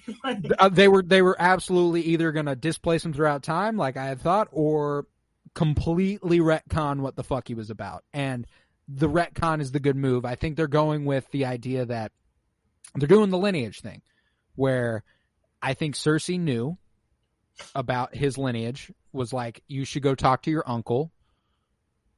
Go figure that shit out for me real quick. I think that happens during the movie. We don't see it, though. And that's how he gets the sword at the end. And that's also why at the end of the movie, he's ready to talk to Cersei about it. I think that throughout this movie, he did go and seek out his uncle. Therein was told the history of the Black Knight and stuff. And he was going to present it to Cersei. Was naughty to that, because Dana literally said, "This is Excalibur." Like, well, Excalibur is interesting because Excalibur, wielded by Arthur, is a different sword than the ebony blade. Oh, I know. I was just saying, like, the Camelot thing with. Oh yeah, like I think they were alluding to the fact that, like, those events happened in this reality. Therefore, Dane Whitman's lineage goes back to alongside Arthur with Sir Percival and Merlin the Great, cursed sword. To be damned, basically. And this like, one final question, I swear I'm done. Do you think there's anything that Eternals don't know on Earth? Like, they don't know, like, there's secrets? Or do you think they just know everything? Like, that's interesting. Like, how familiar are they with the existence of, like, S.H.I.E.L.D.? Like, prior that's what I was just going to bring up. Like, prior to their unveiling to the world, did they know S.H.I.E.L.D. existed? Those are fun little quandaries there. And really, there's no way to tell. I think it's fair to say that they are far and away, like, Sprite is going to dominate her classes. She's going to be one of the smartest humans that's ever existed. history is going to be her, like they're definitely going to have her sit in history class and do the. I still can't believe they didn't have the history professor Dane Whitman accompany all of them to be like, oh, so you influenced this and you influenced this and this is because of you. Like, he would have fucking loved being there as a history professor. That would have been the absolute shit for him. Part of me, like, whenever you were giving your gripes, and like you said that Dane Whitman wasn't in the movie enough, and I'm like, yeah, well, what could he have done there? Like, he's just a human. But then, like, oh, well, there's also another human that's just along with them filming the whole thing. Yeah. So, like, that's not out of the question. And like that, like, if I were to have a gripe of this movie, that is definitely it. Because when I came out the first time, I'm like, he was only, like, that's it? Like, that's all that he's in the movie? Like, that was the first, like, reaction I had. Is that, like, they end the movie on him. The last shot of the movie is him pondering what the fuck he's just seen. And it makes you feel like he was supposed to be like the point of view. And like, I listened to an interview with the writers of this movie, and the way they teed up this entire movie was that Dane Whitman's the heart of it. Like, he is the heart of this movie. And I do not get that at all unless there's a bunch of shit they cut. There has to be. And Kumail Nanjiani has been on record in saying that his story has been whittled down quite a bit. And a lot of his stuff met the cutting room floor. I hope it's just they wanted to introduce the Eternals and just give the idea of Dane Whitman being introduced to the MCU so they can give him a proper introduction and whatever else he's coming in. And that's really what I'm hoping is going to come to be, because as of yet, this wasn't the right way to get his character rolling. In fact, like,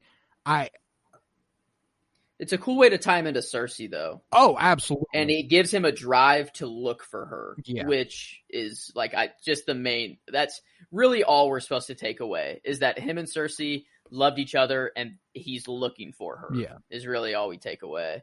But yeah, that does kind of suck. Like, I was expecting him to be in the movie a lot more whenever I was, just going into it. And obviously I spoke on this like I knew Mahershala Ali's Blade is who approaches him at the end. I don't know that. I am very, very, very, very pretty sure. That I'm fairly certain that's who that'll be. It makes sense to tie him into that corner of the universe as it approaches. And I'm very excited for however, I can just imagine the Jon Snow, Sir Davos, Grey Worm type beat, but it's Oscar Isaac Moon Knight, Blades, Mahershala Ali's Blade, and fucking Kit Harington's Dane Whitman. Like, that shit would just be fucking cool if they were just like fucking mystical vampire and zombie hunter type dudes. Like, that's just fucking fun. But yeah, any thoughts before we get into this tier system on Eternals here? The Bollywood scene dance could have had more energy, but that's it. Could have had a little more electricity, but it was 10% more. Kingo even mentioned it. I have a feeling more. That they were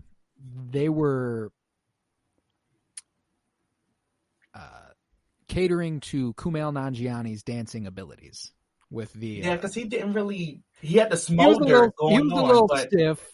He was a little stiff. I think they were like, let's give him a simple dance here that he can really easily pull off, and because he even in the dance moves he does do, he looks a little awkward compared to everyone else. I don't think Kumail Nanjiani is a dancer, and therefore they went with a simpler dance. Angelina Jolie was in his ass. Like, I took ballet to wield this sword, and for one jump, but you couldn't. I want to talk about one more aspect of the movie. Thank you for mentioning Thena one more time. Yes. My favorite parts of this movie was every time someone got to fuck with Icarus. Like, whenever Icarus and Thena are battling on the Domo, and he's like, "You never had to fight me, Thena," and she's like, "Yes, but I always wanted to." I was like, "Oh, fuck yeah!" That was, and then the visual storytelling of showing Icarus on one side of the screen laser beaming down at Athena, who's shielding, with Erishim's statue standing directly in the middle, dividing them. I was like, that's literally the entire conflict in one shot. Literally the entire movie in one shot. And then later, when Phastos, binds Icarus to the ground, oh, that feels really satisfying, doesn't it? Oh. See, this is what confused me whenever his eyes were blinking, because Phastos was like, I've always wanted to clip your wings, and I thought he was taking his power. Because, like, I thought he somehow, with the deviant being there, like, developed the way they absorb the Eternals' power. I thought he did the same thing, and I thought he was going to take Icarus's power away from him and just have him be Icarus. I thought he was going to strip him of his power, and I see. Whenever his eyes were blinking and he couldn't do it, I'm like, did Phastos do that? Or because I was like, I don't want it to be a Phastos thing. I wanted it to be an Icarus choosing to stop doing it. And then they show you the montage, and you're like, okay, Icarus chose to do this. But yeah, I that is understandable. That is an understandable confusion to have, because it wasn't one that I had. But you laying it out like that, it is because he couldn't use his lasers. Yeah, it is a little confusing to show him expressly fail to use his lasers and then show his eyes blink as though he can't do it. I do get it. I do get that confusion, but I loved that scene whenever Phastos binds him to the ground and is like, I've always wanted to clip your wings, Icarus. Like, that shit was fantastic. And there's just that note of, Icarus was like, obviously the straight white man. You know what I'm saying? And like, you got Athena. Very satisfying. You got Athena being like, yeah, but I've always wanted to fight you. And you got Phastos being like, oh, I've wanted to do this for a long time. Like, oh, I want it. And Makari, the only other character who really gets at him, and arguably gets at him the best.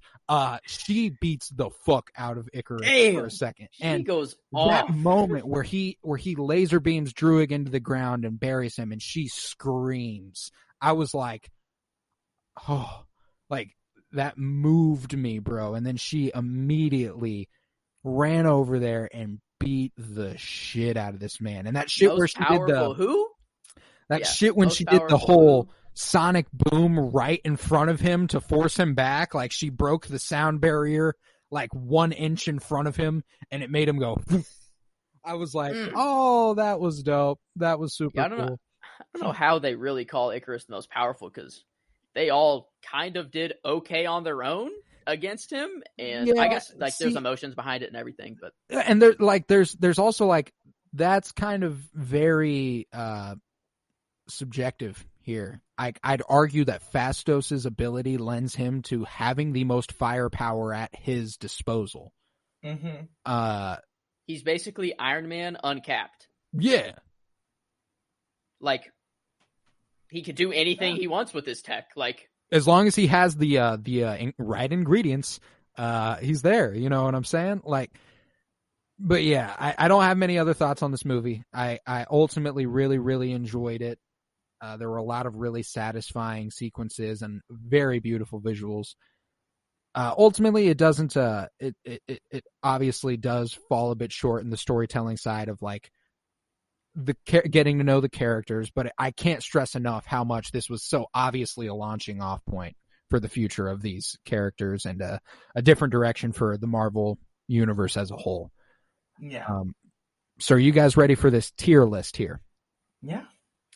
All right. So the question at hand, and something we will do for every Marvel movie from here on out as they release, and every show as they are completed, is we're going to plug them into a tier list.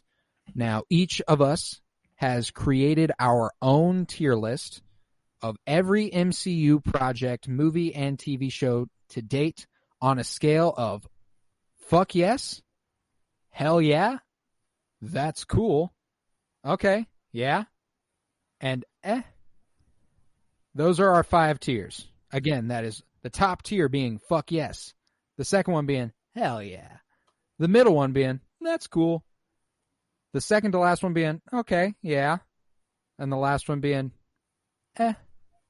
the tone is very important. The tone is very important. The tone is the tone, not the wording, but the tone. The tone, yes. The wording matters, obviously. Fuck yes. Yes. Yeah. That's what that category means, Yeah. That's what yes. it really means. Hell yeah. Okay, cool. Okay, yeah. I can't. That is the tier list here. So let's start with we're going to work from our bottom up. So let's start with what is in your tier. And I'll start. I only got one in my tier, and it is Incredible Hulk. All right. Cool.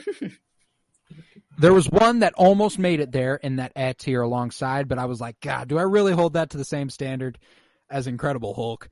And no, it ultimately ended up being that one thing was applicable to F for me, and it was that. So, what do you guys got in the category? I'll start with Joe. I had more in this initially. I do have Incredible Hulk. It is the only one now. I started with, there were 4 movies total there. Ooh, this is going to be interesting. I had one movie and one show. Aurora, what do you have in the S? I have Incredible Hulk and Thor Dark World. Ooh, both of them. Coming out swinging with both Thor and Thor the Dark World. That's understandable. I get that for sure. I was close to putting Dark World down there. That was the only other movie that I was considering. But then I was like, okay, yeah. That's ultimately what you ended up doing. You went, okay, yeah. Yeah. I was like, it was okay. Yeah. Exactly. Yeah. Exactly. So we move on to the okay, yeah tier, where I have included Iron Man 2, Ant-Man, Captain America the First Avenger, Iron Man 3, Thor the Dark World, and Loki. And Loki was the show that I had in the tier before I moved it up to okay, yeah.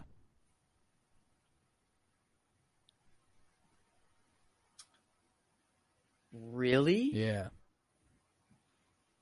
It is. I can't express in words how poorly that show has aged for me.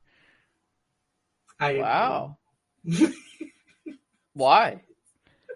Here's my thing: is that in terms of the way I critically look at this, I do enjoy it. I think it is visually appealing. The story's compelling. My beef is that as a show titled Loki, it should have been about Loki. It could have been any other character plugged in, and it probably could have been relatively the same. So that's where the big gripe comes in. I do think you get some great emotional moments from Loki. There's a lot of great stuff, but ultimately it doesn't hit nearly as well as those other shows and a lot of other movies. I didn't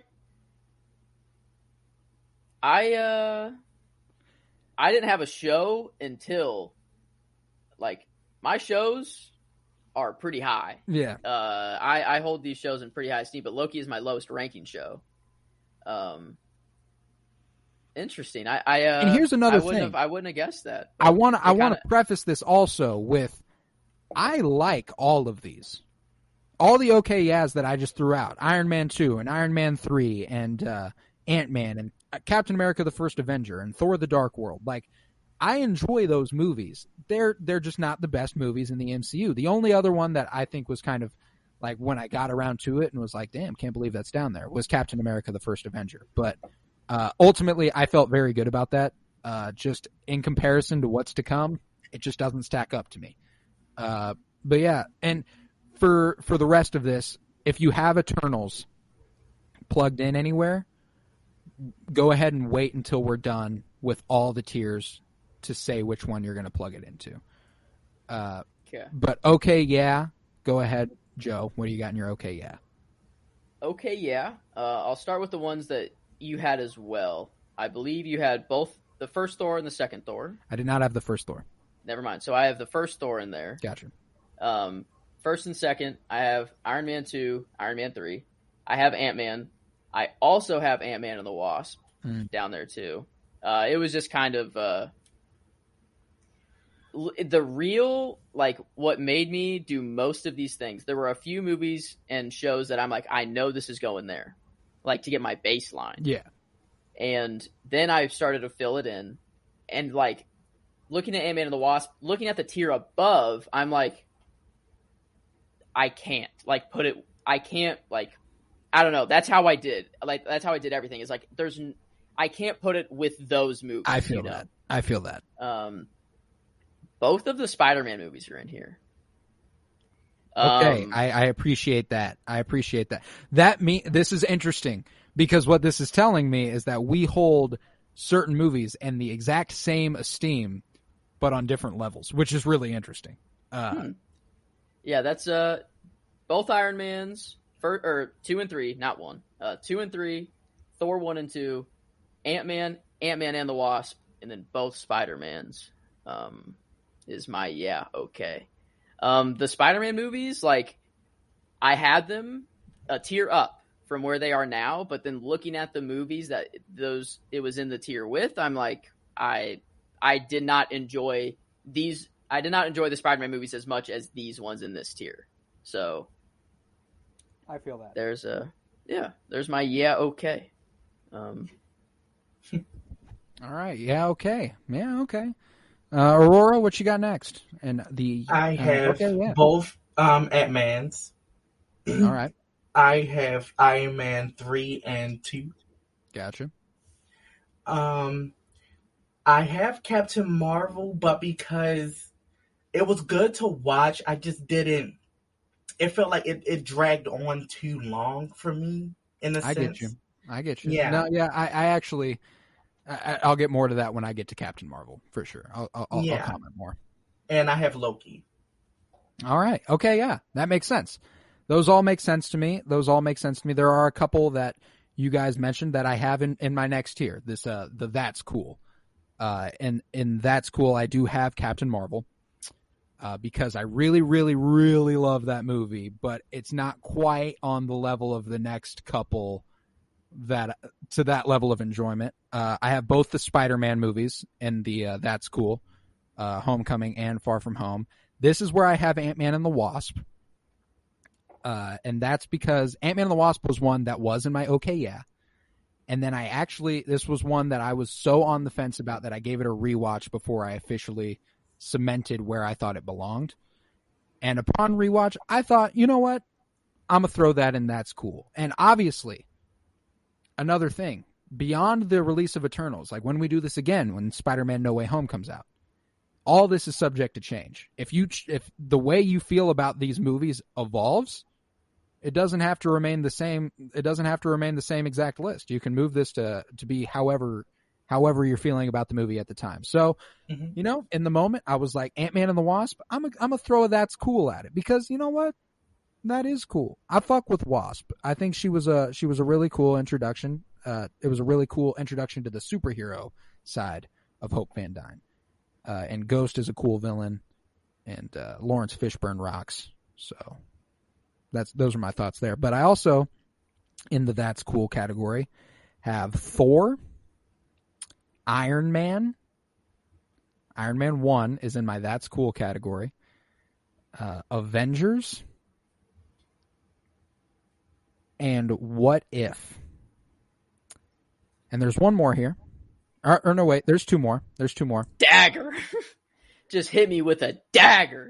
Two more, Black Widow and Avengers Endgame. Those are my That's Cool. Wow. Hot takes. I can't express to you how difficult those were. Like whenever, I'll get to it more, but like there's just certain aspects of it that like if you weren't, it's like firing on all cylinders, firing on almost every cylinder. Okay, we're losing it a little bit, and we're losing it a little bit is where I feel like I'm comfortable putting What If, Avengers, Endgame. What If is an interesting one, and I'll explain here. What If is one that I think is subject to go up. It can only go up. It won't go down. And the reason is that as of right now, its impact on the larger MCU as a whole and its anthology format, it doesn't lend itself to quite the emotional resonance that I get out of a bunch of other stories. And I like the emotional resonance side of stories. I don't get that quite as much with What If. What If is cool. It's quite the spectacle. But that's about as far as it goes. And that's why it falls in. That's cool. So that's where I ultimately land with What If there. And I feel like that's enough explanation for my. A lot of solo movies and a lot of first installments. You know, Thor, Iron Man, Captain Marvel, Black Widow, Avengers, Spider-Man Homecoming. Interesting. Yeah, I think we have pretty similar fuck yes and hell yeah.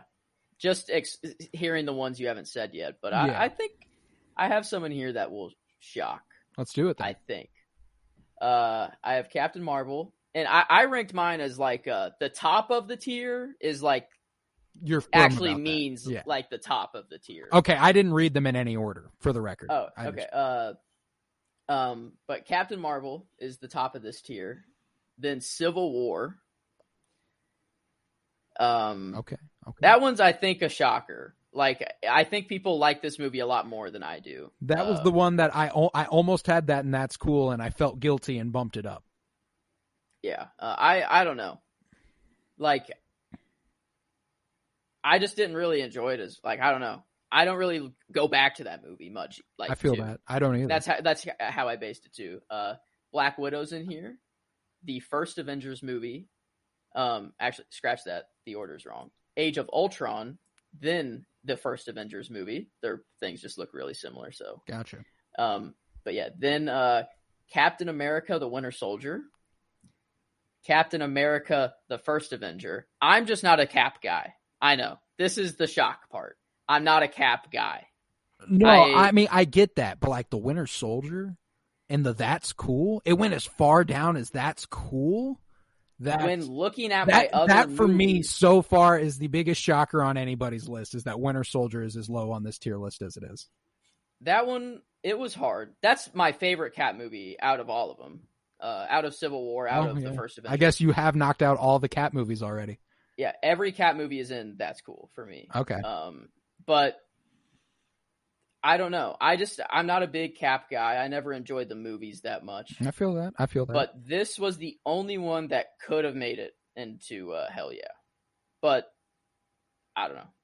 Just not a big Cap guy. Loki is the only other thing that's in there for me. All right. And that's cool. All right. But all the Caps, first two Avengers movies, and then Black Widow and Captain Marvel. All right. I'm with it. Aurora, what you got there in that's cool? I'm scared. Let's hear it. I want to hear it. Captain America and the Winter Soldier. Oh, man. All right. Avengers. First Iron Man. All right. I'm glad we're on the same page about those. Thor Ragnarok is in here. I'm so glad you said that. Oh my God. That was one I was so on the fence about, and my guilt for MCU pushed me over to hell yeah. It absolutely would have been in That's Cool. It absolutely would have been. You think? For me? Yeah. I enjoy that movie, but boy, oh boy, is that the most overhyped MCU film in existence. Thank you. It's more like Endgame's the most overhyped. Okay. There's more reason for there to be hype around Endgame for me. Thor Ragnarok is cool. It's pretty colors. Thor's got a pretty cool storyline. But all in all, it doesn't hit. It doesn't hit. Like, what's it like? I don't get what it accomplishes in terms of like. Asgard is gone, bro. That's huge. That happened. But the problem with that is that Thor Ragnarok was so like comical to me and goofy that when Asgard got destroyed, I didn't really feel anything. I didn't. I just didn't. It just didn't make me sad. Well, and there's this other aspect of this story too, that Thor's like the development hero moment he has in this movie is the exact same development hero moment he has in the first movie. He doesn't make any character leaps. He just is fighting a different battle. And I think that's important in the weighing of that movie. With a haircut. But I have Spider-Man Far From Home in here and Homecoming. Yeah. Avengers Ultron. And that's it. All right. Oh, sorry, Black Widow. I had to scroll over. Yeah. Okay. All right. So we're on relatively same grounds here so far. This I'm encouraged by the things I am hearing. All right. So in my hell yeah. This is where we start getting to the I organized this expressly. Hell yeah, top of my hell yeah, Captain America the Winter Soldier. Mm-hmm. That is the very tippy top of my hell yeah. So it's interesting that it was on your guys'. That's cool. Guardians of the Galaxy Volume 2 is in my hell yeah. Avengers Age of Ultron is in my hell yeah. It's my favorite Avengers movie, aside from one that we are yet to get to. Mm-hmm. Shang-Chi and the Legend of the Ten Rings is pretty high in my hell yeah. That's definitely up there. The Falcon and the Winter Soldier is in my hell yeah. Doctor Strange is in my hell yeah. Thor Ragnarok is in my hell yeah.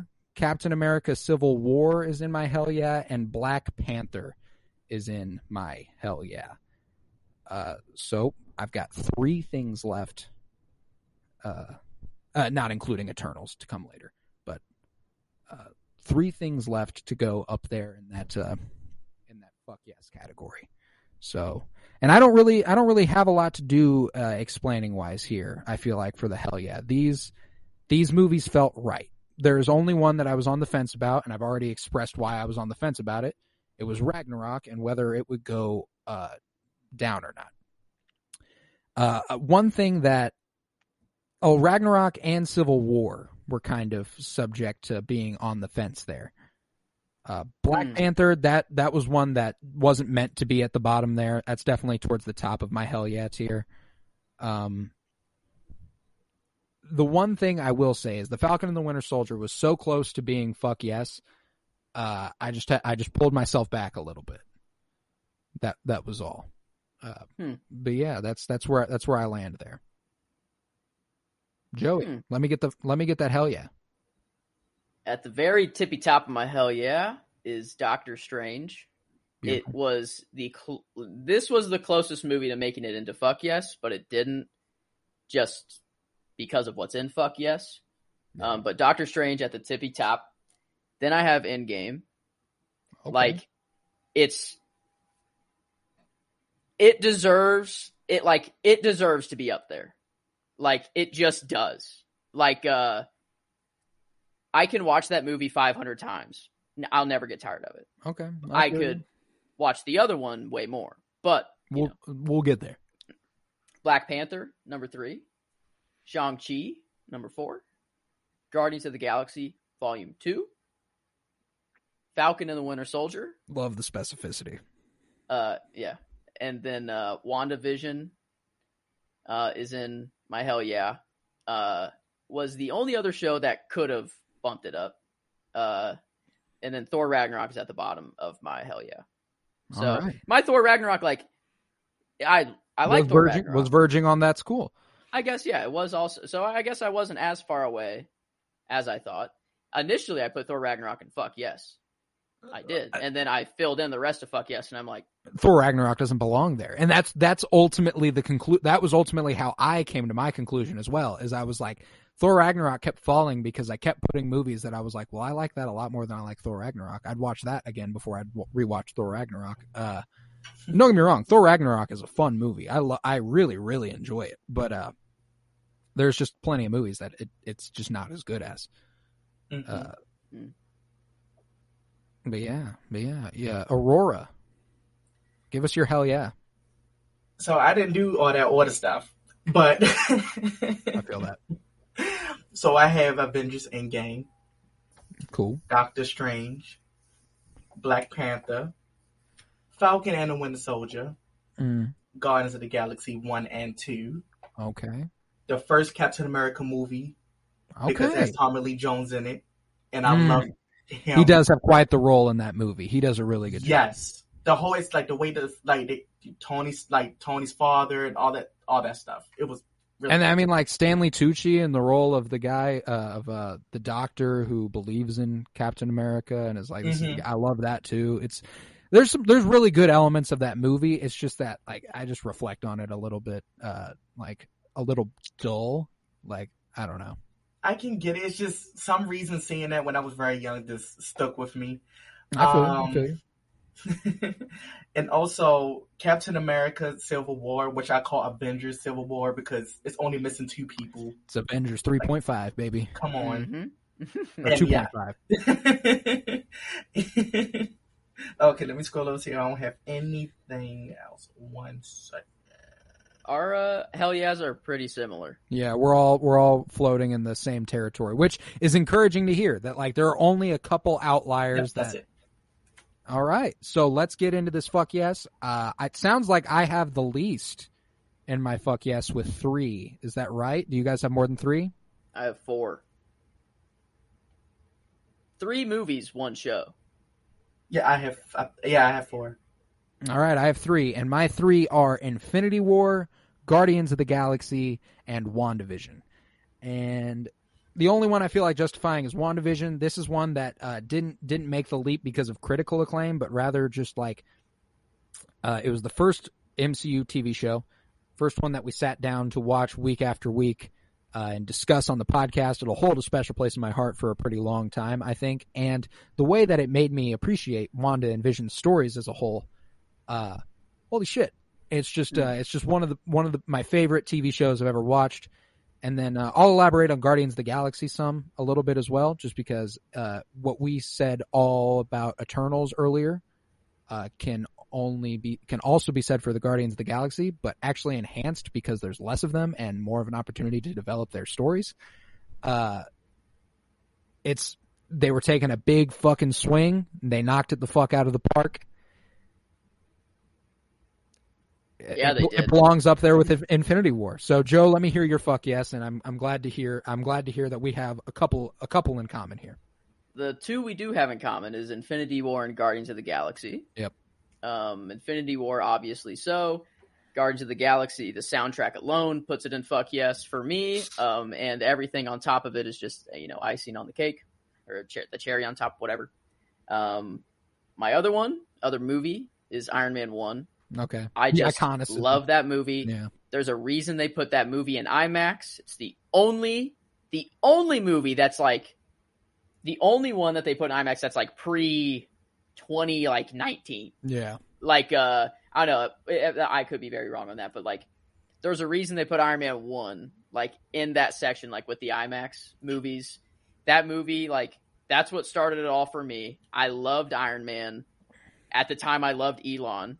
He's in Iron Man 2, I know, but like it's the inspiration. Yeah. So like Iron Man was my shit. He was my guy, technology. I'm an engineer. Like it's right up my alley.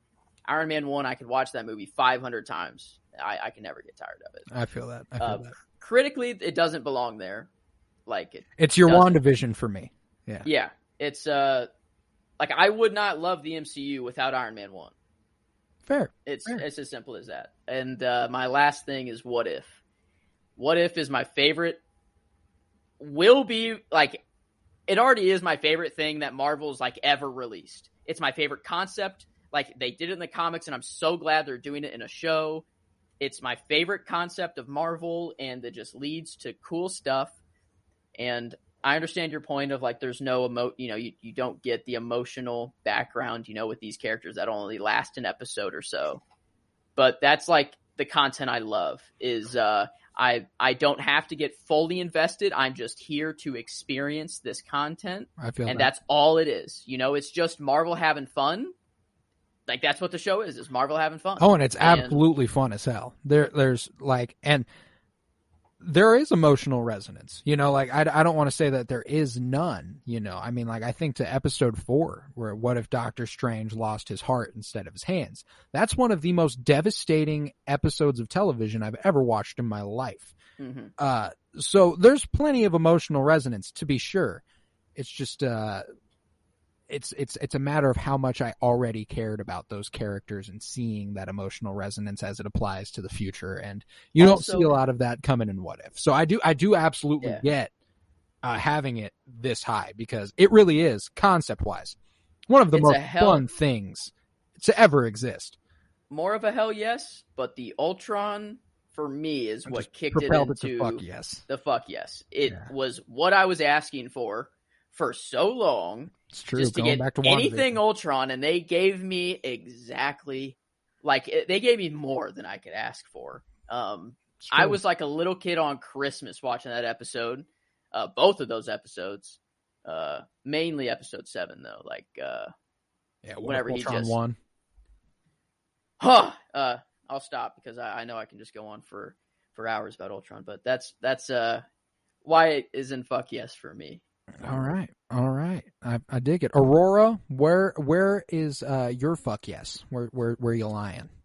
Infinity War, because that was naturally the first, like, I think Marvel project where I was actually scared for my characters. Yeah, that's Infinity true. War for that reason. WandaVision, because I literally did not care about Wanda MCU wise until that. That propelled her. And plus, we talked about this. Yeah. Like that makes you realize how great of a story both Wanda and Vision have had through the films, because they fall on the back burner as you're watching the movies, but then you get to that show and you're like, holy shit, they've been there the whole time doing all this great shit on screen. Like, you really get to appreciate them because of WandaVision. Yeah. And What If, because of the fact that I did not know that show was going to lead to an actual thing. Like, it actually led to a big battle and story. Like, all of these was going to go along with each other. That fucked with me. And plus, Marvel Zombies and Doctor Strange. It's the closest comic book adaptation that we have so far. Like, it's the closest we're going to get to comic book in video form. Yeah. Is What If. And I think that's just why I love it so much. It's like literally just from the writing room, it's just like, it's all fun. Like, if you watch the making of What If, like they were just having fun with it. Like, the what if and then the then what, like, they just had a crap ton of them and just running through them. Like, that would be my dream job. Like, just to be on the Marvel squad and be like, oh, what if Ultron won? And then I get to write all of the details and how Ultron wins. Yeah. Like, I could do that. But I just, I love that show so much. I cannot wait for season 2. Like, that is a fucking goodie. I might be more stoked for season 2 of What If than No Way Home. Like, and I'm stoked for No Way Home. So, like, yeah, that's saying something. What so that leaves one last thing in your fuck yes, right, Aurora? Yeah. And that's Shang-Chi. Okay, I'm so glad that's there for you. You know, I think you hit me after Spider-Man No Way Home. You're going to see Shang-Chi chilling right up there next to Infinity War and Guardians of the Galaxy, because that's my favorite origin film in all of the MCU. There's no doubt. I've already watched it like 2.5, almost 3 times since it's been on Disney Plus. I watched it like 4 or 5. Damn, bro! Like, it's too fucking good. I'll never stop loving that movie, and I think the only reason it's in Hell Yeah is just I didn't want any recency bias to play in, so I just put it there. But like, same. I think it truly does deserve. I think you hit me up in a month. That's a fuck yes. It definitely will be. Shang-Chi is just fantastic. So, with that, where does Eternals lie? In your tiers from fuck yes, hell yeah, that's cool, okay yeah, and I'll start. I enjoy it more than the Incredible Hulk. I'll say it's definitely not an Okay, good. Certainly not an okay yeah. either. I enjoy it more than Ant-Man. I think that's safe to say. That's cool. Now we're getting warmer. This is more the territory where it feels like we're getting there. You know, I mean, Avengers, you got that origin film with all these characters we know. It rocks. Yeah. But I'm going to tell you, I like Eternals a hell of a lot more than I like Avengers, and that's why it's going straight to hell yeah, baby. I don't think this is one that will go up either. And I don't think it's one that'll go down. This feels like a staple of the hell yeah tier. It just fits right in there next to Shang-Chi and next to Guardians of the Galaxy Volume 2. Like, it just feels right having Eternals in that hell yeah category. I'm literally on the same exact page as you, so I don't know what else to say, but I love this movie. It'll just be like a timeless movie that I'll go back and watch just for how fun it is. I love these characters. And I don't think it makes it into fuck yes ever. I don't think it ever drops down. Like, I truly do think, like, I don't know. This movie was just great, and I can't wait to see what they do with these characters in the future. So I'm right there with you. Fuck yeah. And Aurora, where's it falling for you? Hell yeah. Hell yeah. The natural lighting, it won't go up, but it belongs right there because it's so different. The aesthetic is like so different to me. Like how Doctor Strange, that's why it's in that too. Like Doctor Strange had a different aesthetic origin. Black Panther was, you know, the way it was so like futuristic looking. It was really good. Afrofuturism, yeah. Yeah. That's what it is for me. It definitely falls into that hell yeah category. I'm 100% with you. And shit, guys, I think that'll be that here on this monstrous epic pod for the Eternals. Only fitting that it would go almost the length of the movie. That makes perfect sense. There's so much to talk about here, and frankly, I'm fairly confident we didn't hit it all. But shit. Last thoughts on Eternals. I think I'm speaking for all of us when I say really, really enjoyable. Did it have its flaws? Absolutely. Is it the worst, critically the worst movie the MCU's put out? Absolutely fucking not. Absolutely fucking not. Don't get that aspect of this whole release at all. It is a hell yeah. And with that, that concludes the 144th episode of the Penny Bloom podcast. It was I, Colton Robertson, and I was joined today by a couple of my favorite Marvel comrades. Aurora Carter, thank you very much. Thank you for having me. Even though I'm sick, I love this pod. Oh, I'm so glad you were willing to tough it out with us to join this conversation, because as I've said, the last couple movies we've discussed, you've become one of my favorite people to discuss new Marvel movies with. Right there alongside Mr. Joseph George. Thank you very much, homie. Thank you for having me. It's always a pleasure, and can't wait till we add another movie to this list. Cannot wait. It'll be quite the fun, and I would be down to maybe get a Patreon at some point where instead of all of us having a tier list, we make the Penny Bloom tier list, where we come together and decide. I'm down. And maybe we'll do that on a separate Patreon eventually. But in the spirit of that, head to patreon.com/CoRoBloom, where you'll find all sorts of content, well over 20 hours now, where we recently seeded our Marvel character tournament that just started this week. 64 characters. We had to limit it down, and you'll see how we did that there. No Eternals in that tournament, in the spirit of not having recency bias. Because I can tell you, those characters would have made it deep into that tournament, and having 10 out of 64 all in one movie, that can be a little rough, for sure. So we decided to leave them out altogether. Maybe eventually we'll make it back around to this topic, and Eternals will definitely be a part of it. But go ahead and go to Penny Bloom Pod on Twitter, at Penny Bloom Pod, where you can find all those matchups for that tournament. We've just got the round of 64 all posted, and those those will be up and available all the way through the release of the round of 32 on Monday, which I'm very excited about. And then we'll have the round of 32 available for you to vote on, and the Sweet 16, Elite 8, and so on and so forth. So yeah, go to Penny Bloom Podcast on Instagram and follow, where that's where I keep you updated on what's on any given episode. If you're just keeping up through social media, you'll find a bunch of graphics where I explain exactly what's to come in any given episode. And that one will be up fairly soon after this is published. So hell yeah. Hell yeah. Hell yeah. Hell yeah. Remember, peace, love, and bloom. I don't know, is there an Eternals quote that really sticks out to you guys? Oh, I'm a big baby. Oh, I'm a big baby. Nah. Peace, love, and bloom, and remember, you know what's not going to save the world? Your sarcasm.